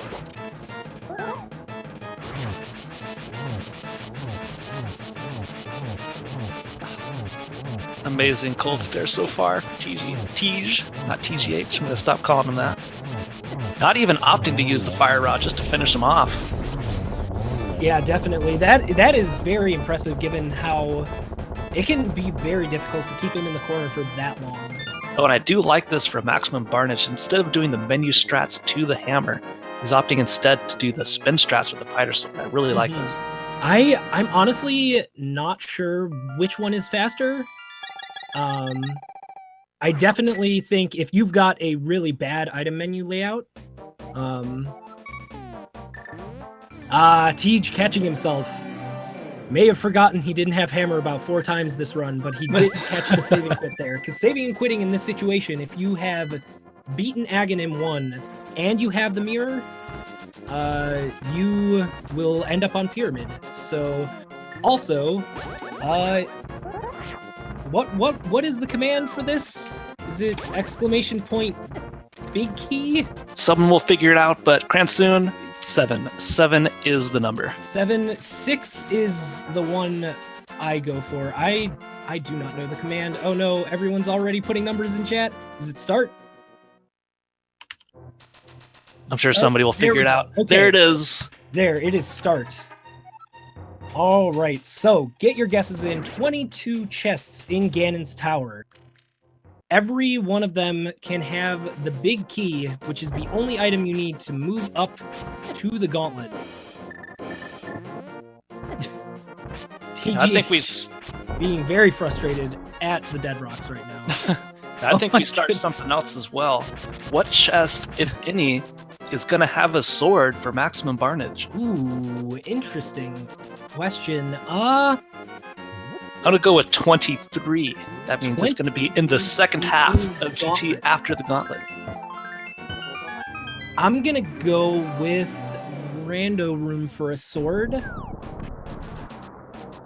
Because if there is, it's interesting to note, if there is a sword directly in their way, like on the way to Big Key, Maximum Barnage is very close behind Tej right now.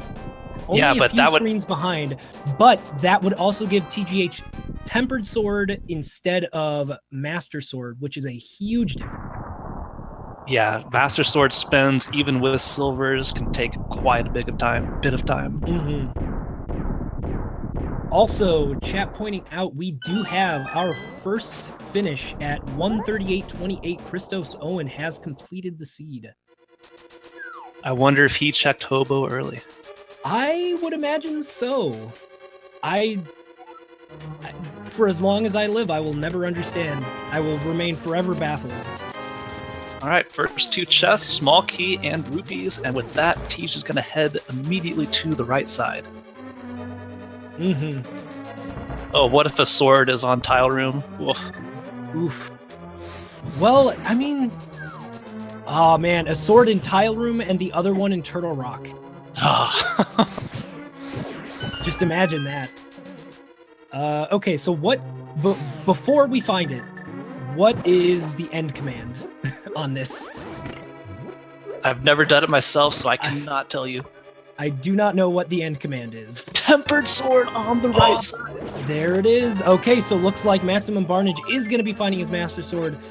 Unfortunately, that gives TJ a huge advantage. Now, if TGH finds Butter Sword and Maximum Barnage finds Tempered Sword, they're basically even.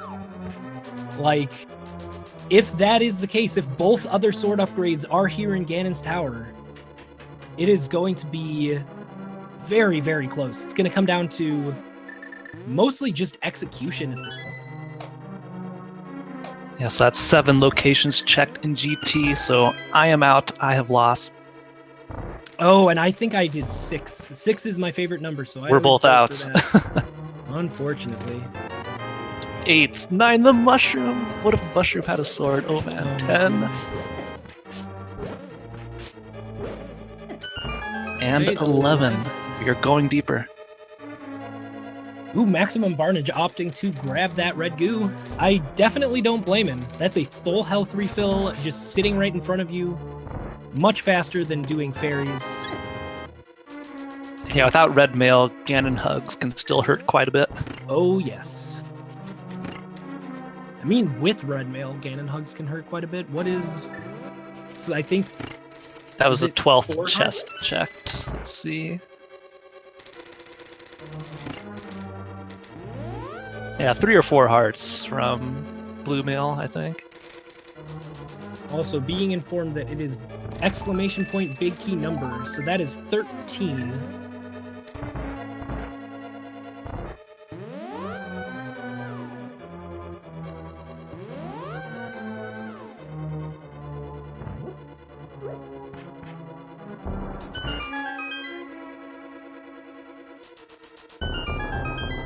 What if another sword's gonna be 14, 15, the single rupee. And 17, wow. This could very well be a Tile Room big key. Tile Room or after Ice Armos. Or Bob's chest. There are 5 locations left. Tile Room is definitely the great equalizer. The right side, left side gamble doesn't mean anything when it's Tile Room, because you know nobody does Tile Room gamble unless they feel insanely behind. And at that point, they probably are. Alright, what does Bob have for us? It's the big key hiding behind Bob. What was that number? That was 18, I believe. 18. Because you had the 3 more after 6. Ice Armos and the Tile Room for 4, so that'd be 12, chest 13, 18. 17, 18. Okay, so big key was the 18th chest, and TGH is on his way up the gauntlet.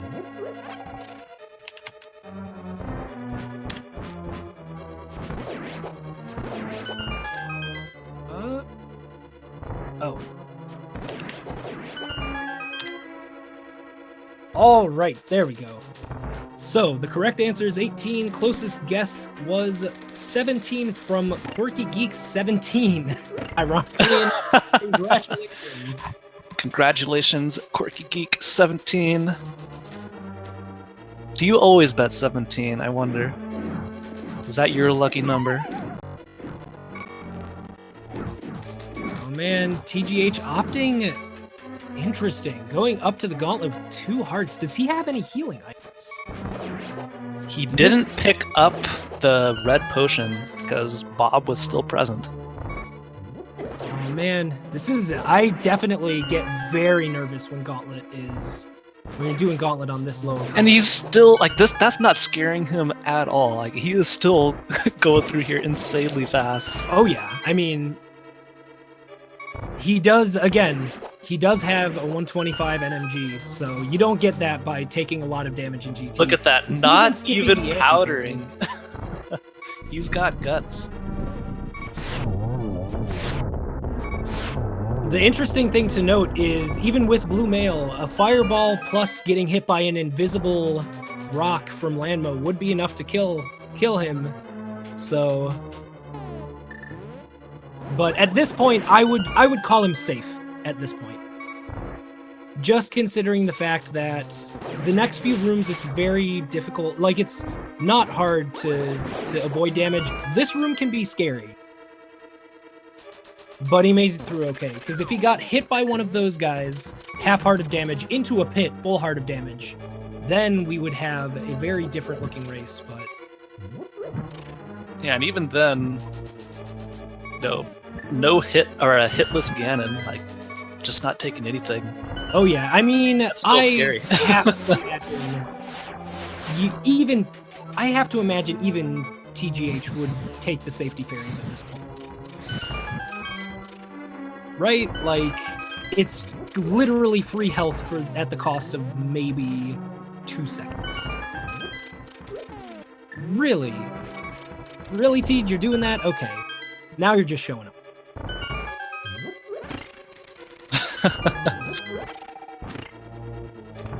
Again, not refilling, just... if you don't refill there, I gotta... Oh! Come on. Hey! And TGH is disqualified for cheating. Thank you. Good night. No, he's disqualified for not spawning the validation chest. Unfortunately, we don't get the jiggly bumper. He's got to be going into Ganon without getting any health refills at this point. Like, there's no way you don't use powder and then go in and get fairies down below. Oh no, he's 100%. Odie! He swipes Aghanim, so he's down to 1 hit. Oh my goodness. Double.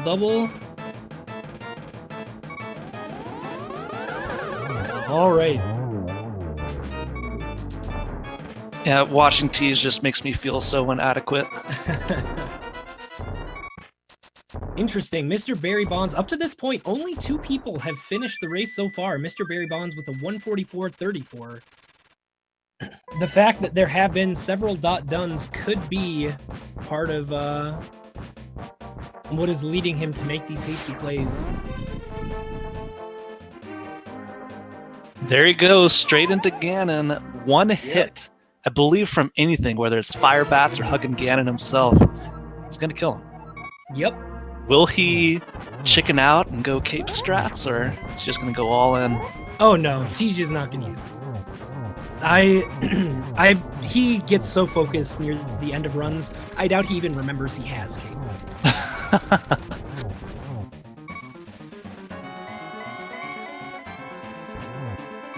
And especially during the Ganon fight, I've seen a run where he was doing Master Sword Silverless and was so focused he didn't even notice that he ran out of magic, because he was just so focused on getting those hits in and avoiding damage.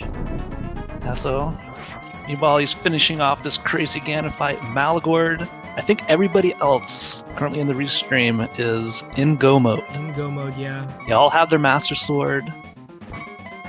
Maligord and Rambler have their Fire Rod. Wow, so it's just clearing out dungeons. But yeah, he's through to the final phase with Silvers. At this point, he's got this easy. Yeah. Save a surprise hug. I really can't see him having any issues. The double, and TGH is going to be our winner on this restream, finishing with an official SRL time of 148.29 for 3rd place out of 62 people. That is pretty good considering how long that hammer trolled him.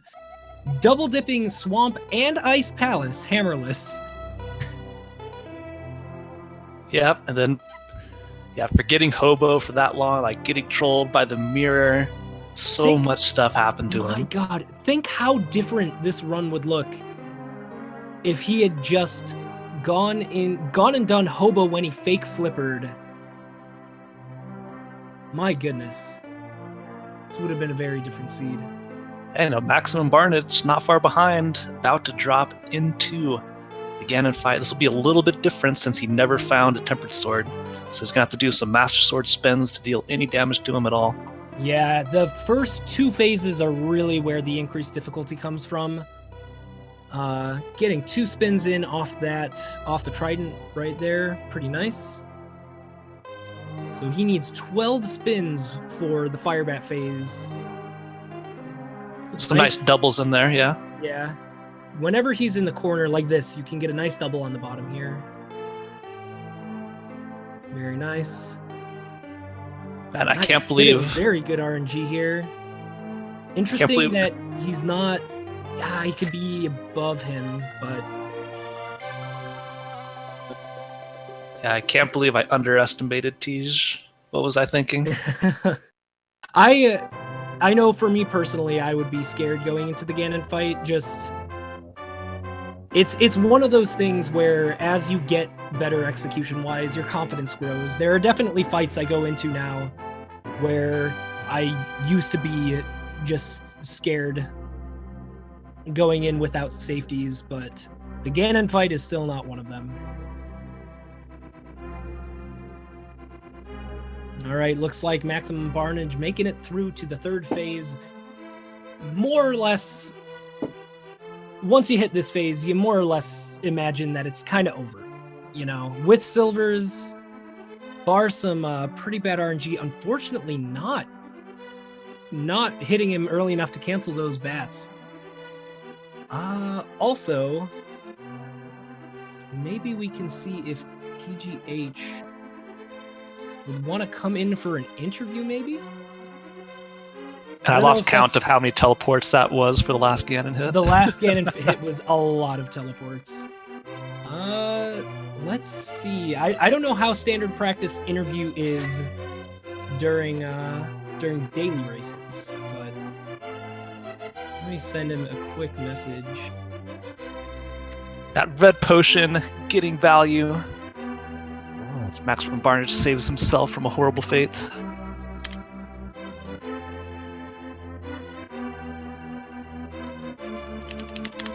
I'm actually gonna... One more hit for Ganon from Maximum Barnage. And there it is. GG to Maximum Barnage. So we'll get his time and placement shortly. Rambler is in Ice Palace, getting his final crystal, so soon he will be heading up GT.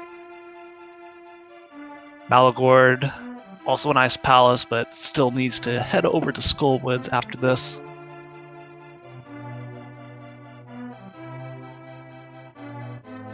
Alright, sounds like TGH will be coming in for an interview.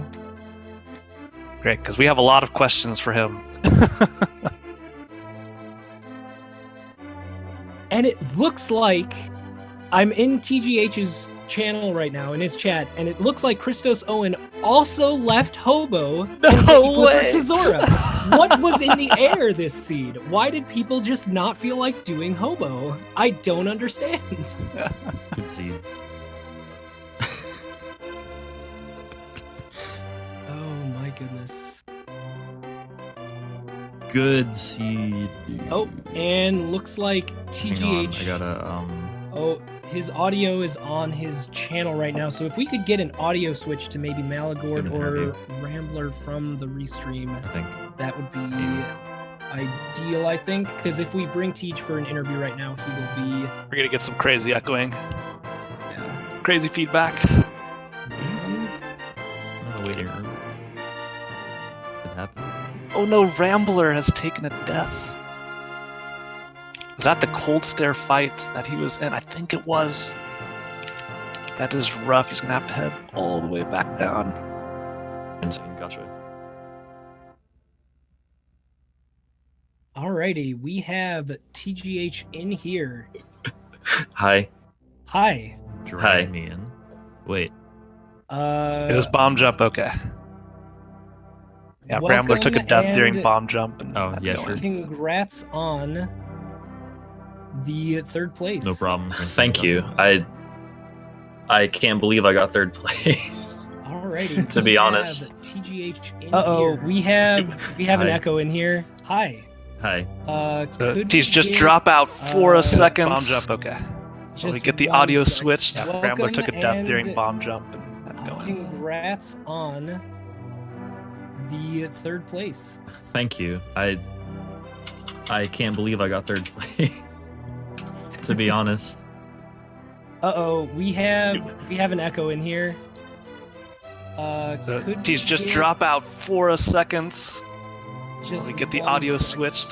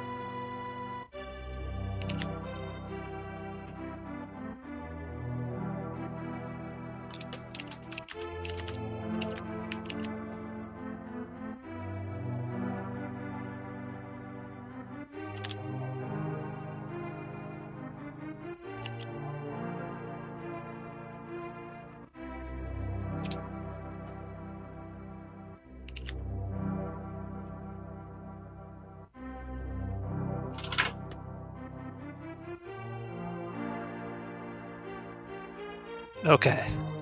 So, firstly, we had to remove Teach for a little bit until we could get the audio issues going.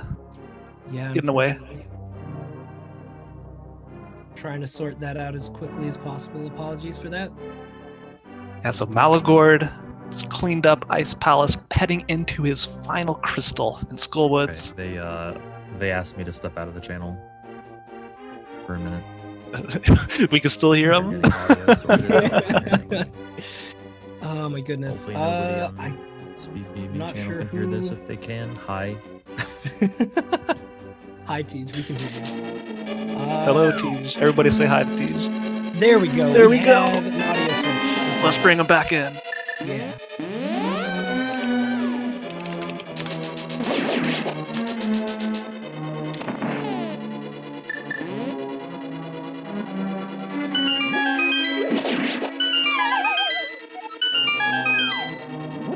Alrighty, so hopefully we will have him back in here pretty soon. I guess we should probably see if Maximum Barnage wants to come in for an interview as well.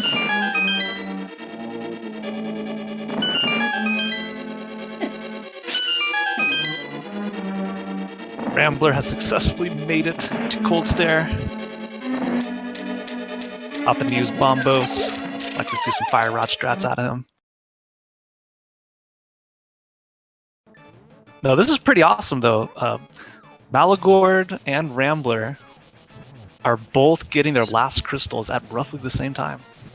Alrighty, and now we have TGH in here, the man himself, the man, the legend. So What's up? Tej, So how you feeling about that run? Hobo. How Yeah. about that hobo? Where is he again? I don't remember where he is. How is it that actually every person in this entire race didn't do hobo for like ever? That's amazing. I mean, I know this. Like the dailies are generally big races, so I don't know. I mean, Hobo was the only location I really skipped in the whole run, like by my own will. I died on my way to wherever it was, Zora. Died on my way to Catfish, and at this point, I'm just like, okay, well, those places don't exist anymore. And as it turned out, Catfish had something. Luckily, Zora had nothing, and Hobo had something, both progressive. So it's just like, you know, I can't skip a thing without it screwing me over, it seems. But I mean, I handled the rest of the run okay. You know, I did what I could. I got really confused at some points during the run, but I honestly, I'm not sure how I got 3rd place, but It's really interesting because actually all 4 people on the restream, every one of you fake flippered, checked Lake Hylia Ledge, and then left and went to Zora instead. all 4 of you. I just don't understand it. Great minds think alike. It was when I'd like to think. when we found out that when we found out that Hammer had been at Hobo the whole time. Chat can tell you, like, Cransoon.exe crashed and needed to reload for a second. Like, I just had no... You went crazy. I had no clue what to think. You would have done the same thing. No, I'm just kidding. Probably. But... Like, I don't know, like, Hobo, I don't know, I don't like Hobo. Like, I usually check it, like, I usually, like, suck it up and check it anyway, but, like, I don't like doing it because, like, I was ready to, like, fake flipper back. Like, I don't know, fake flippering back it's not difficult to do. It just takes a while to do. Yes, yeah. But, like, I don't know, it's just, like, I hated the fact that he actually had something to seed. I know, right? It's actually the first time I can really think of that we've seen something at Hobo, to be honest. Also, sounds like we will have Maximum Barnage in here for an interview relatively soon. Said he was gonna be right back.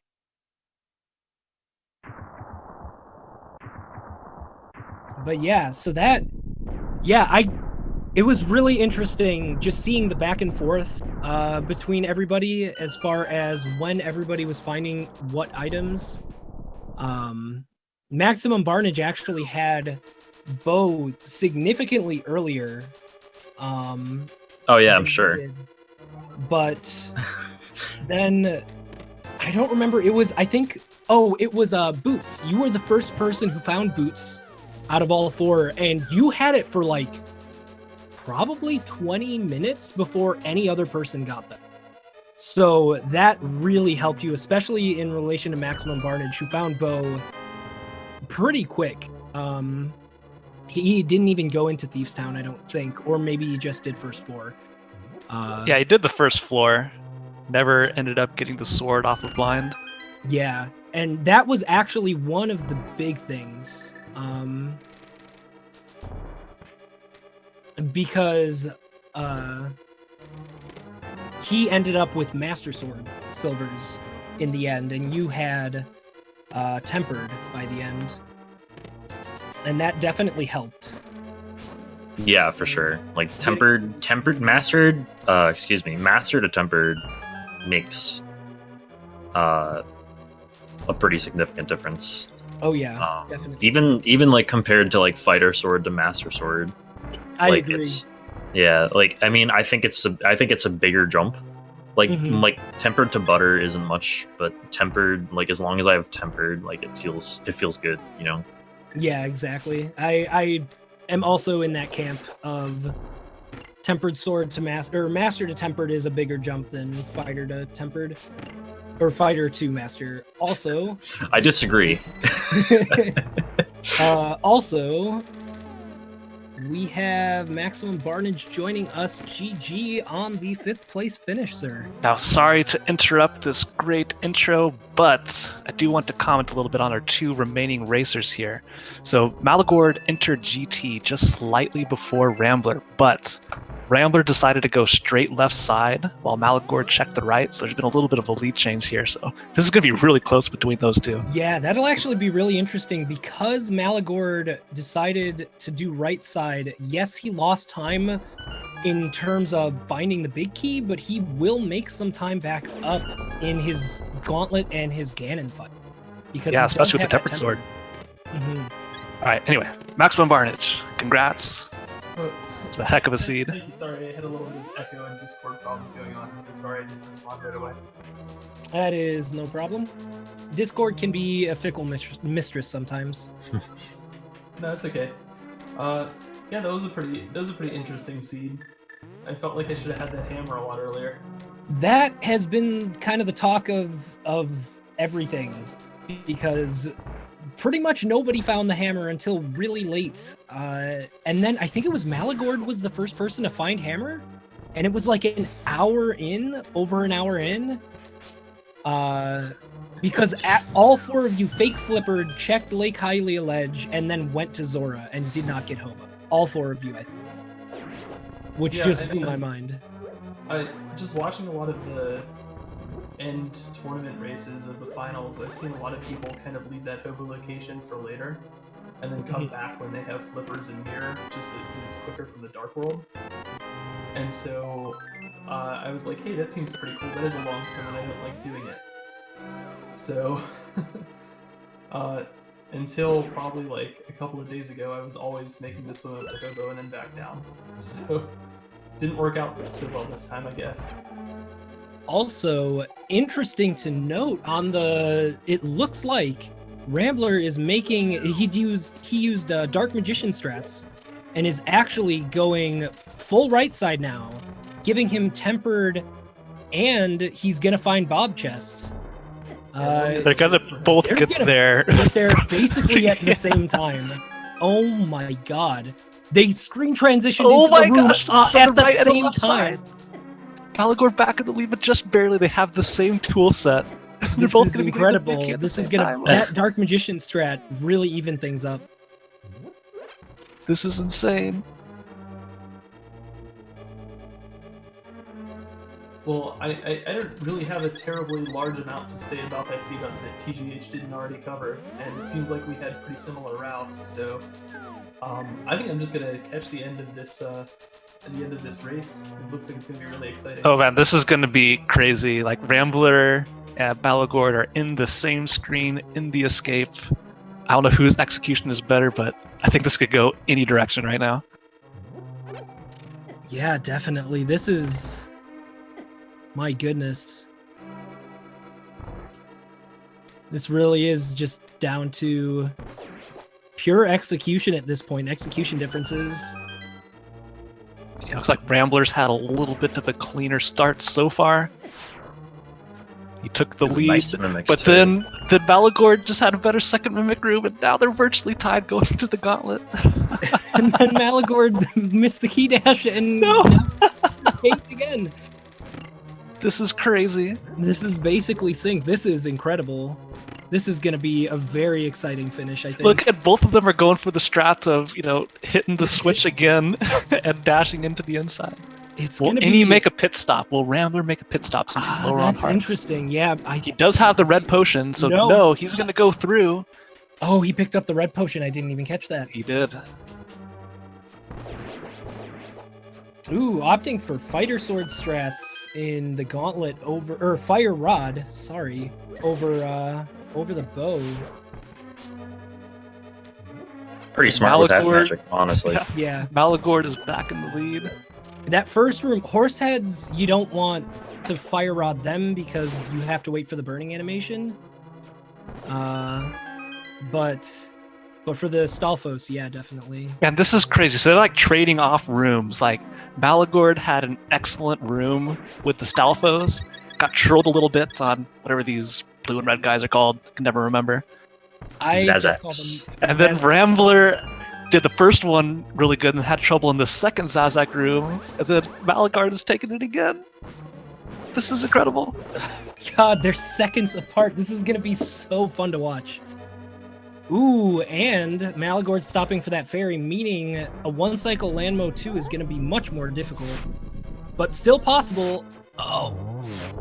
Not quite making it, but neither of them get it. And it looks like Maligord's going to be back in the lead. Oh my god, but barely. This is incredible. The number of lead changes here have been really incredible. Yeah, they're just trading rooms. They're both like executing about half the rooms brilliantly, and then the other one having a little bit of trouble. But they're executing brilliantly on different rooms. Yeah. So the lead just keeps changing. Like, look at that! It happened again! So, Maligord didn't get the one cycle and allowed Rambler to Missed the two get cycles as run. well. Oh, man.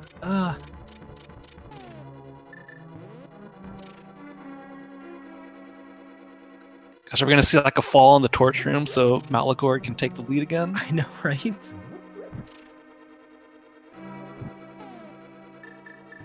I hope somebody's keeping track of all these lead changes in GT. Seriously. We got to be getting pretty close to like the highest amount of lead This changes. is literally just coming down to Ganon fight 100%. Ooh, Maligord getting that full magic. He didn't really need it, but Oh, here we go. Rambler opting to check a couple chests. Maybe hoping for the butter sword. There's the ice rod. We can now kill Trinex and maybe Go get the back cane to TR and get a of sword upgrade. yeah, exactly. Yeah, there you go. And both of them checked both chests, even though they had 200 in silvers. Oh my god. You know, our trackers, they thought their job was done, but no, they still need to stay on top of things, make sure we get that ice rod checked. And the there's red mail! Oh no! Rambler. Wait, no! Don't do that! He didn't have the key! Don't do that! No! No! Don't do that! Rambler, no! He didn't. He could have killed the mini Helmas. Didn't he? Did he kill the mini Helmas? I don't know. I don't think he killed the mini Helmas. I want to say he just got the chests and went like, oh my no. god! He could have the mini Helmasaurs. What? El Maligord. Really? Are you okay? He did open it up. All right. Bombo What saying the was that? validation chest rewarded with 20 rupees. Oh my god! He's checking the tile room. He's Is he checking hoping the for a tile small key? For a Oh, small no. key. And he gets grabbed. Oh wait, no, he didn't get Oh, grabbed. no, he was he had just the hidden cape. He because had of the the cape. cape, and I couldn't see him. Scared me for a little bit. Oh there. my goodness! Cause I didn't catch it. I think I was looking at Maligord's side. Did Rambler get the mini Helmasaur key? I don't think he did. Because the room with the two chests have had two mini Helmasaurs, and one of them always drops a key. Yes. And there's no other key doors there, so it's got to be. And he... Oh my goodness, so No. he's gonna go do Armos too. I don't know Well- that he even knows. At the very least, we'll see. Does Armos hide the butter sword for us? He Maligord killed one, has but taken not the out- right one. Yeah, Maligord has killed Agatu. Gonna step into the Ganon fight. You know, maybe Rambler knew that the key was there, but he used it as an excuse to come back here and give us the closure of finding out what remains in the last couple chests in Ganon's tower. Hey, this is a room you don't see too What often. is that room? I've literally never seen that room before. What?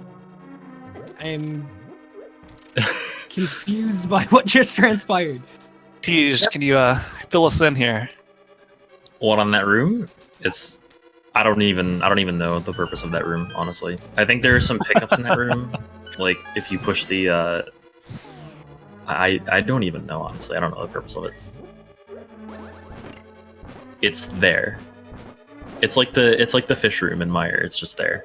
Yeah. Yeah.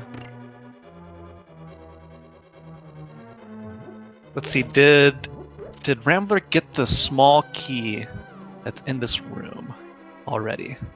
Does he know it's there? I can't I recall wonder if if he he did or knows not. if it's there. Because if he didn't remember the mini Helma, I have to wonder whether he knew about these ones.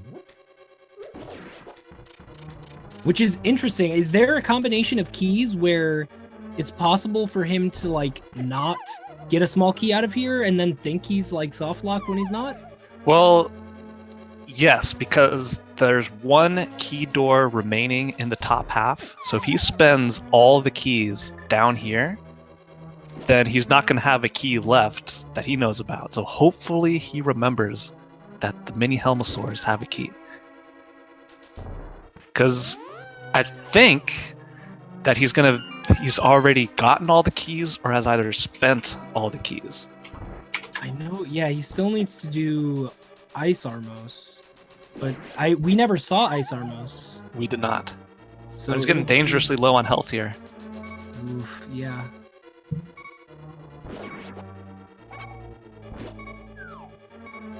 I think Maligord needs one more hit on Ganon to close it out. There it is. And GG. Get a time for him and placement shortly. And there we go. We're going to drop down into the Ice Armos.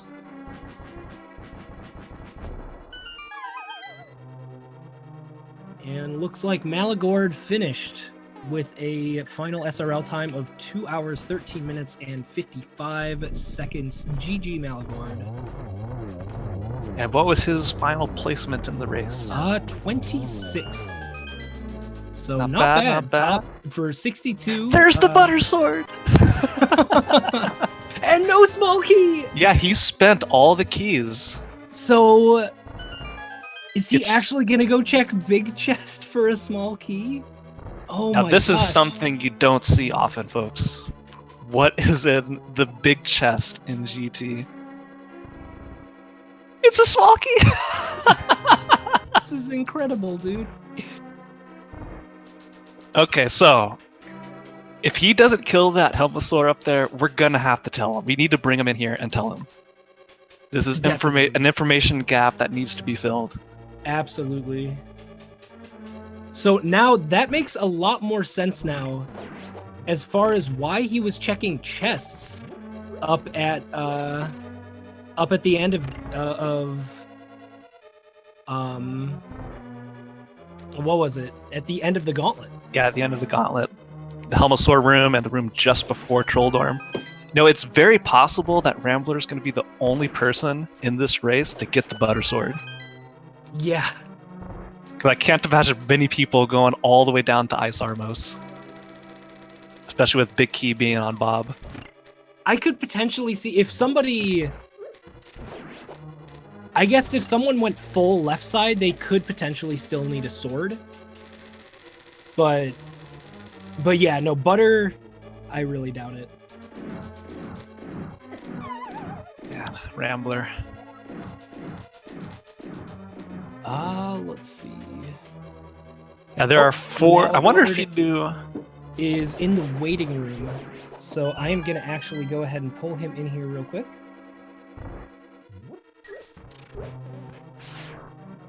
Hello, welcome Maligord. GG, sir.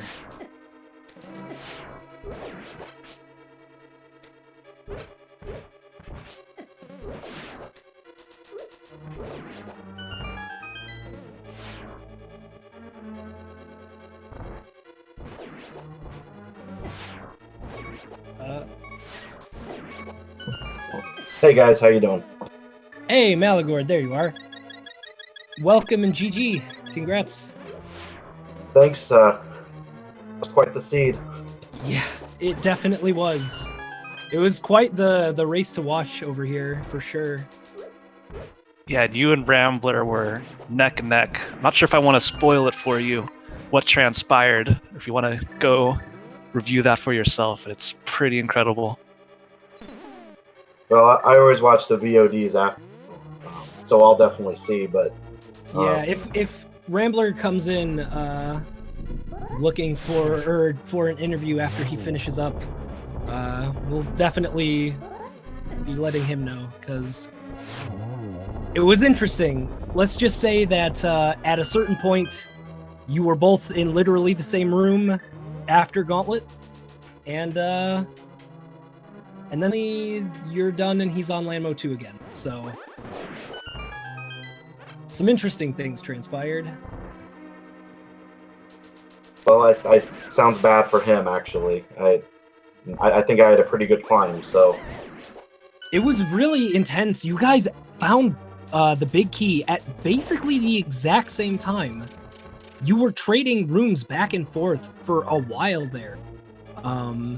It was really intense. Like, you guys were neck and neck, like less than a screen transition away for pretty much the entire gauntlet. Because every time, you would make a mistake, Rambler would have a really good room, and then Rambler would make a mistake and you would have a good room, and it just kept going back and forth. Yeah, it's a perfect alternate where the rooms that they were good at were perfectly offset. It's crazy. That does sound like fun to watch, although I'll cringe at all my... And He discovered it. I don't know. I wonder if he knew the whole time and just forgot, and that's why he fire rotted. Oh my goodness. Well, I believe if he gets the validation chest here, that is going to be a full clear of GT. Everything an actual checked. full clear, literally everything.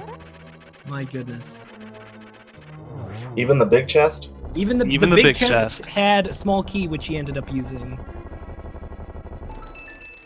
And he validated, so there you go. Rambler has done the incredible full clear of Ganon's Tower. We need to get him in here to talk about this. Absolutely. At this point, questions need to be answered. Yeah, we need to know, did he know? And if he did, why? Just why?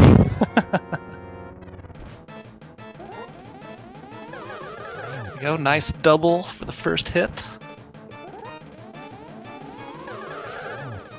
Not quite getting the double there.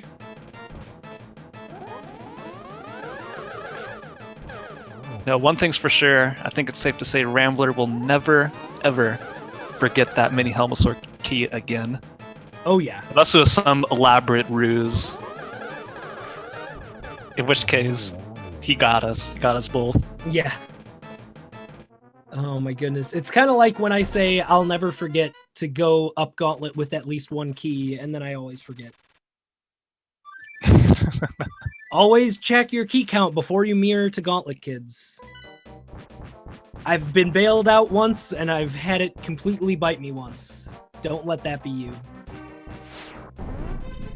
There we go. He's about to fall in to the Ganon's fight. Make quick work of him with the gold sword.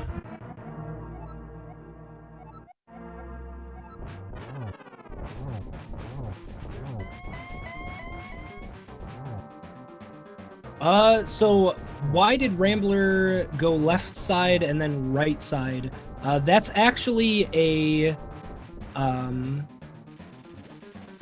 that is actually a strategy known as Dark Magician strats, where you go full left up until the 4 Stalfos chests, then you mirror out and go right side all the way down to Ice Armos. And then you end up, if it is Rando Room, you lose quite a bit of time, but it can be significantly faster.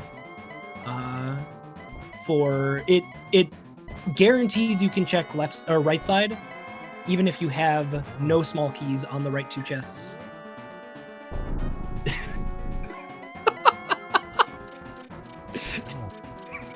Yeah, Teej wants to change his layouts and a couple other things. He's trying to let us know. But we have... Okay, All right, I think there we're we good. go.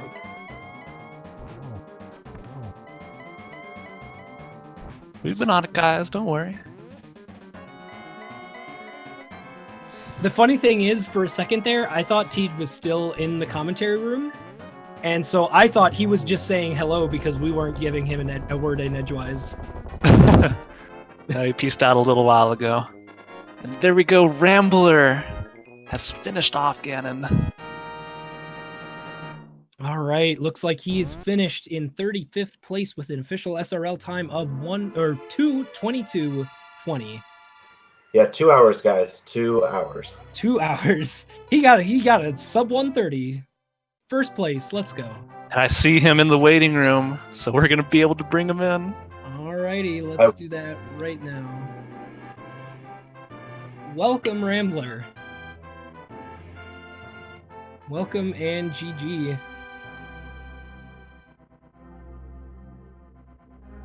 Or maybe not. Alright, what's up, guys? Yo. So we have a very important question to ask. There's a lot of questions you could ask me. Did you know? No. Okay. Will you ever forget? I mean, I knew once I went halfway down, I was like, wait, I didn't kill the mini Helmasaur either. Well, we Oh really my appreciate the full and very rare full Ganon's Tower clear. Did anyone else find butter? I don't think anyone else did. No. Not on the Anyone else restream, find at least. Not on our restream. Did anyone else find tempered? Yes. Okay. Yes. Alright, so people did kill blind, okay. Yes. Well, not necessarily. Yeah. Well, Maligord and... Oh wait, yeah. did T kill or blind. Maximum Barnage did not kill. He ended blind. with Master Sword. TGH and Maligord ended with Tempered. It was really interesting, actually, because you and Maligord were neck and neck. throughout all of Gauntlet, and you just kept trading rooms back and forth, and then when you ended up going and doing the mirror out to check tile room and everything, that was when things kind of split off. But you guys were literally in the same room right before Moldorm 2. I mean, that early game was not favorable for me. Having to have a forced fighter sword and like force 5 hearts going up at Aghanim Tower is completely unreasonable. And then when I found the hammer, I was like, I could have avoided most of this if I had the hammer. But I mean, Aga was still required. But at least I would have the hammer going up Aga. Definitely, yeah. You were not the only person who had trouble with Aga Tower. I believe. I know I saw at least 1 or 2 deaths in Aga Tower. Maligord would. I don't remember. Did you die in Aga Tower? I took a death there. I just gotta say, if we're gonna keep doing these plandos, then get the hammer off Hobo. That's not original. Not only was the Hammer of Hobo, it was Hammer of Hobo after you had to get the flippers from Gary's lunchbox, after you had to get the Titan's mitts out of friggin' Skullwoods, after you had to do the hook shot trick and get the mirror from Catfish, and it was, oh god. Yeah, interestingly, like all 4 of you did fake flippers and like some of you checked the Hylia Island, but nobody went to Hobo for the longest time. I didn't fake flipper at all. I was thinking about it, but I decided not to. Okay, so maybe we missed you, but still nobody checked it. Now, when I play, I only fake flipper if I have the Moon Pearl, so I can hit the 2 chests in the waterfall as well. That's really the only time I'll ever fake flippers, have the early Moon Pearl, so I can check everything up there at once. Yeah, makes sense. Yeah, definitely. And yeah, the Catfish mirror was definitely a troll.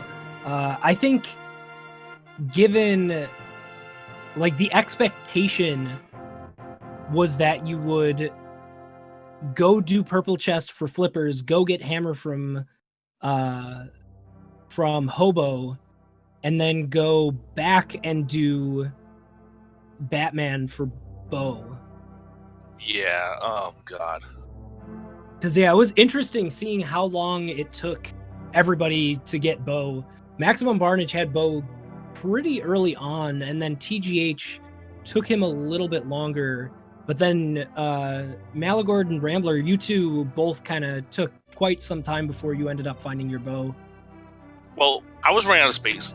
I was running out of things, and that's why I went into Kill Blind, because I was literally running out of ideas to try to figure out. I needed Bow or Fire Rod, Bow or Fire Rod at that point. Yeah, I was definitely the same way. I was, there were many times I was like, where do I go next? And then something clicked immediately, but then it was rarely what I needed. Yeah, the one thing that really halted, like, the only thing I didn't check, I think, was Spike Cave, and I, like, always forget Spike Cave, and it was always in the back of my mind, but then I found something to help me progress, like, right before I was going to go to it. Yeah.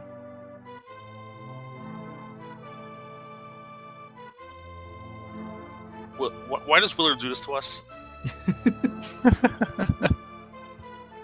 Why do we keep joining?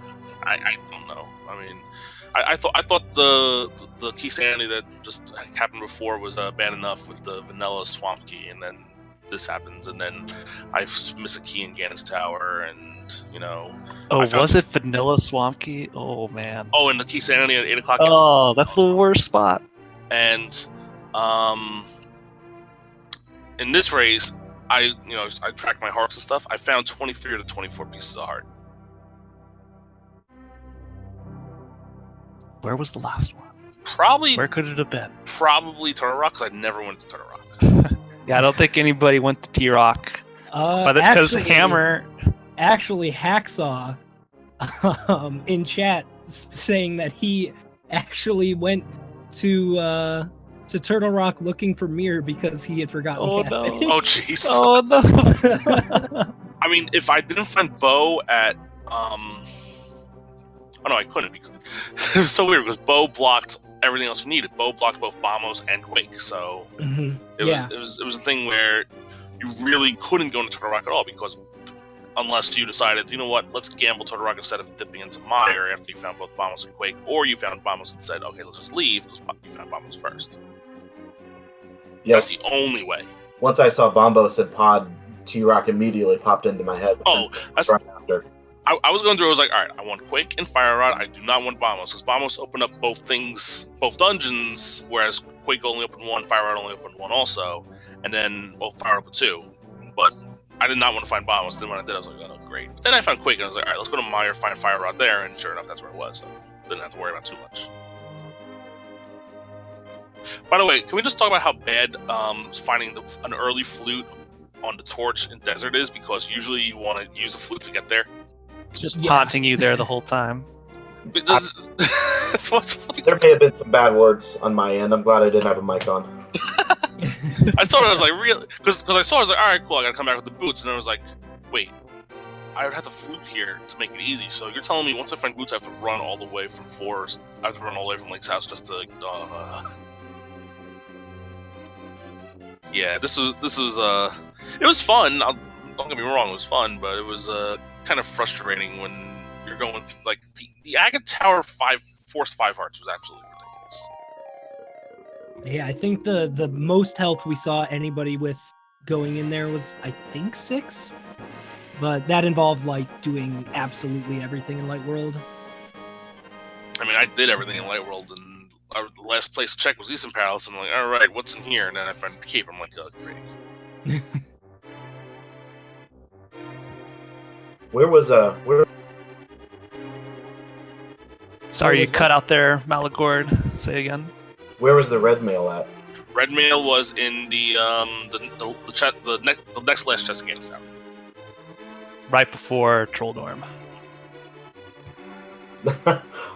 I checked 3 of those 4 upstairs. Yeah, both of you were in that room at the same time. Rambler went in, got the red mail, but then that's where our hearts were broken as he mirrored out to the finish, or to the start. I forgot to kill the Helmsar in a room before. If I would have done that, I probably would have pulled it off against Maligord at least, and probably against like 10 other people, because like I saw a lot of times in the late 2 teens, early 220s, which I was on pace for. I finished with 222, and that was without going to Total Rock. That's terrible.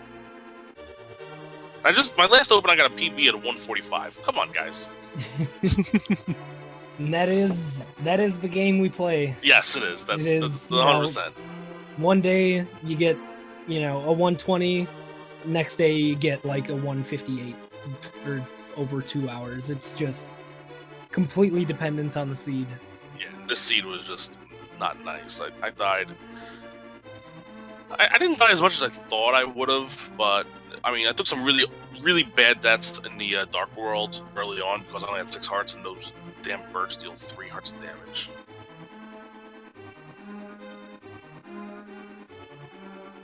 Alrighty, so I think Let me sleep my pain away. we should probably be wrapping up. It is getting pretty late here, so if do you guys have any closing thoughts, any final statements before we go? Salty runbacks tomorrow. Hey, Ned, thanks for the restream, guys. I know it's production to put this on. I don't know who was the restreamer, was it Feasel, but thanks to you guys for everything you do. Yeah, we had a lot of help behind the scenes, as always. Feasel with the restream. We had D2 Kemps and B-Links helping us out with the trackers, keeping track of everything so we don't have to worry about it. So thanks a lot for them. Yeah, definitely. Big shout outs. And before we go, just a quick update on what is happening tomorrow. We have a big race on Speed Gaming. It is going to be the open mode tournament, Christos Owen versus AJ Neb, aka Ben. Be sure not to miss that. If that's not your thing, if that's not your thing, we also have a 2 p.m. daily for open mode. And then the 8 p.m. daily, it'll be the swordless Randomizer. And then finally, Key Sanity at 11 o'clock, all times Eastern. Don't miss it. And of course, if Mario's more your jam, Super Mario Odyssey at 1 p.m. Eastern on Speed Gaming 3 tomorrow. And if I could get in a quick plug, the Zelda 1 Apes Tournament, they're having their big wildcard race on Sunday, and that's going to be really hype. 29 people go in, 10 make the bracket stage. Ooh, that's going to be fun too. Definitely check that out. All right. So with that, I think we should get heading to bed. Thank you everybody so much for watching. Thanks for hanging out. Thank you again, Fan, for co-commentating with me. Cransoon, it's been a pleasure. And yeah, I think we're gonna get headed out for tonight. Thanks everybody for watching. See you next time.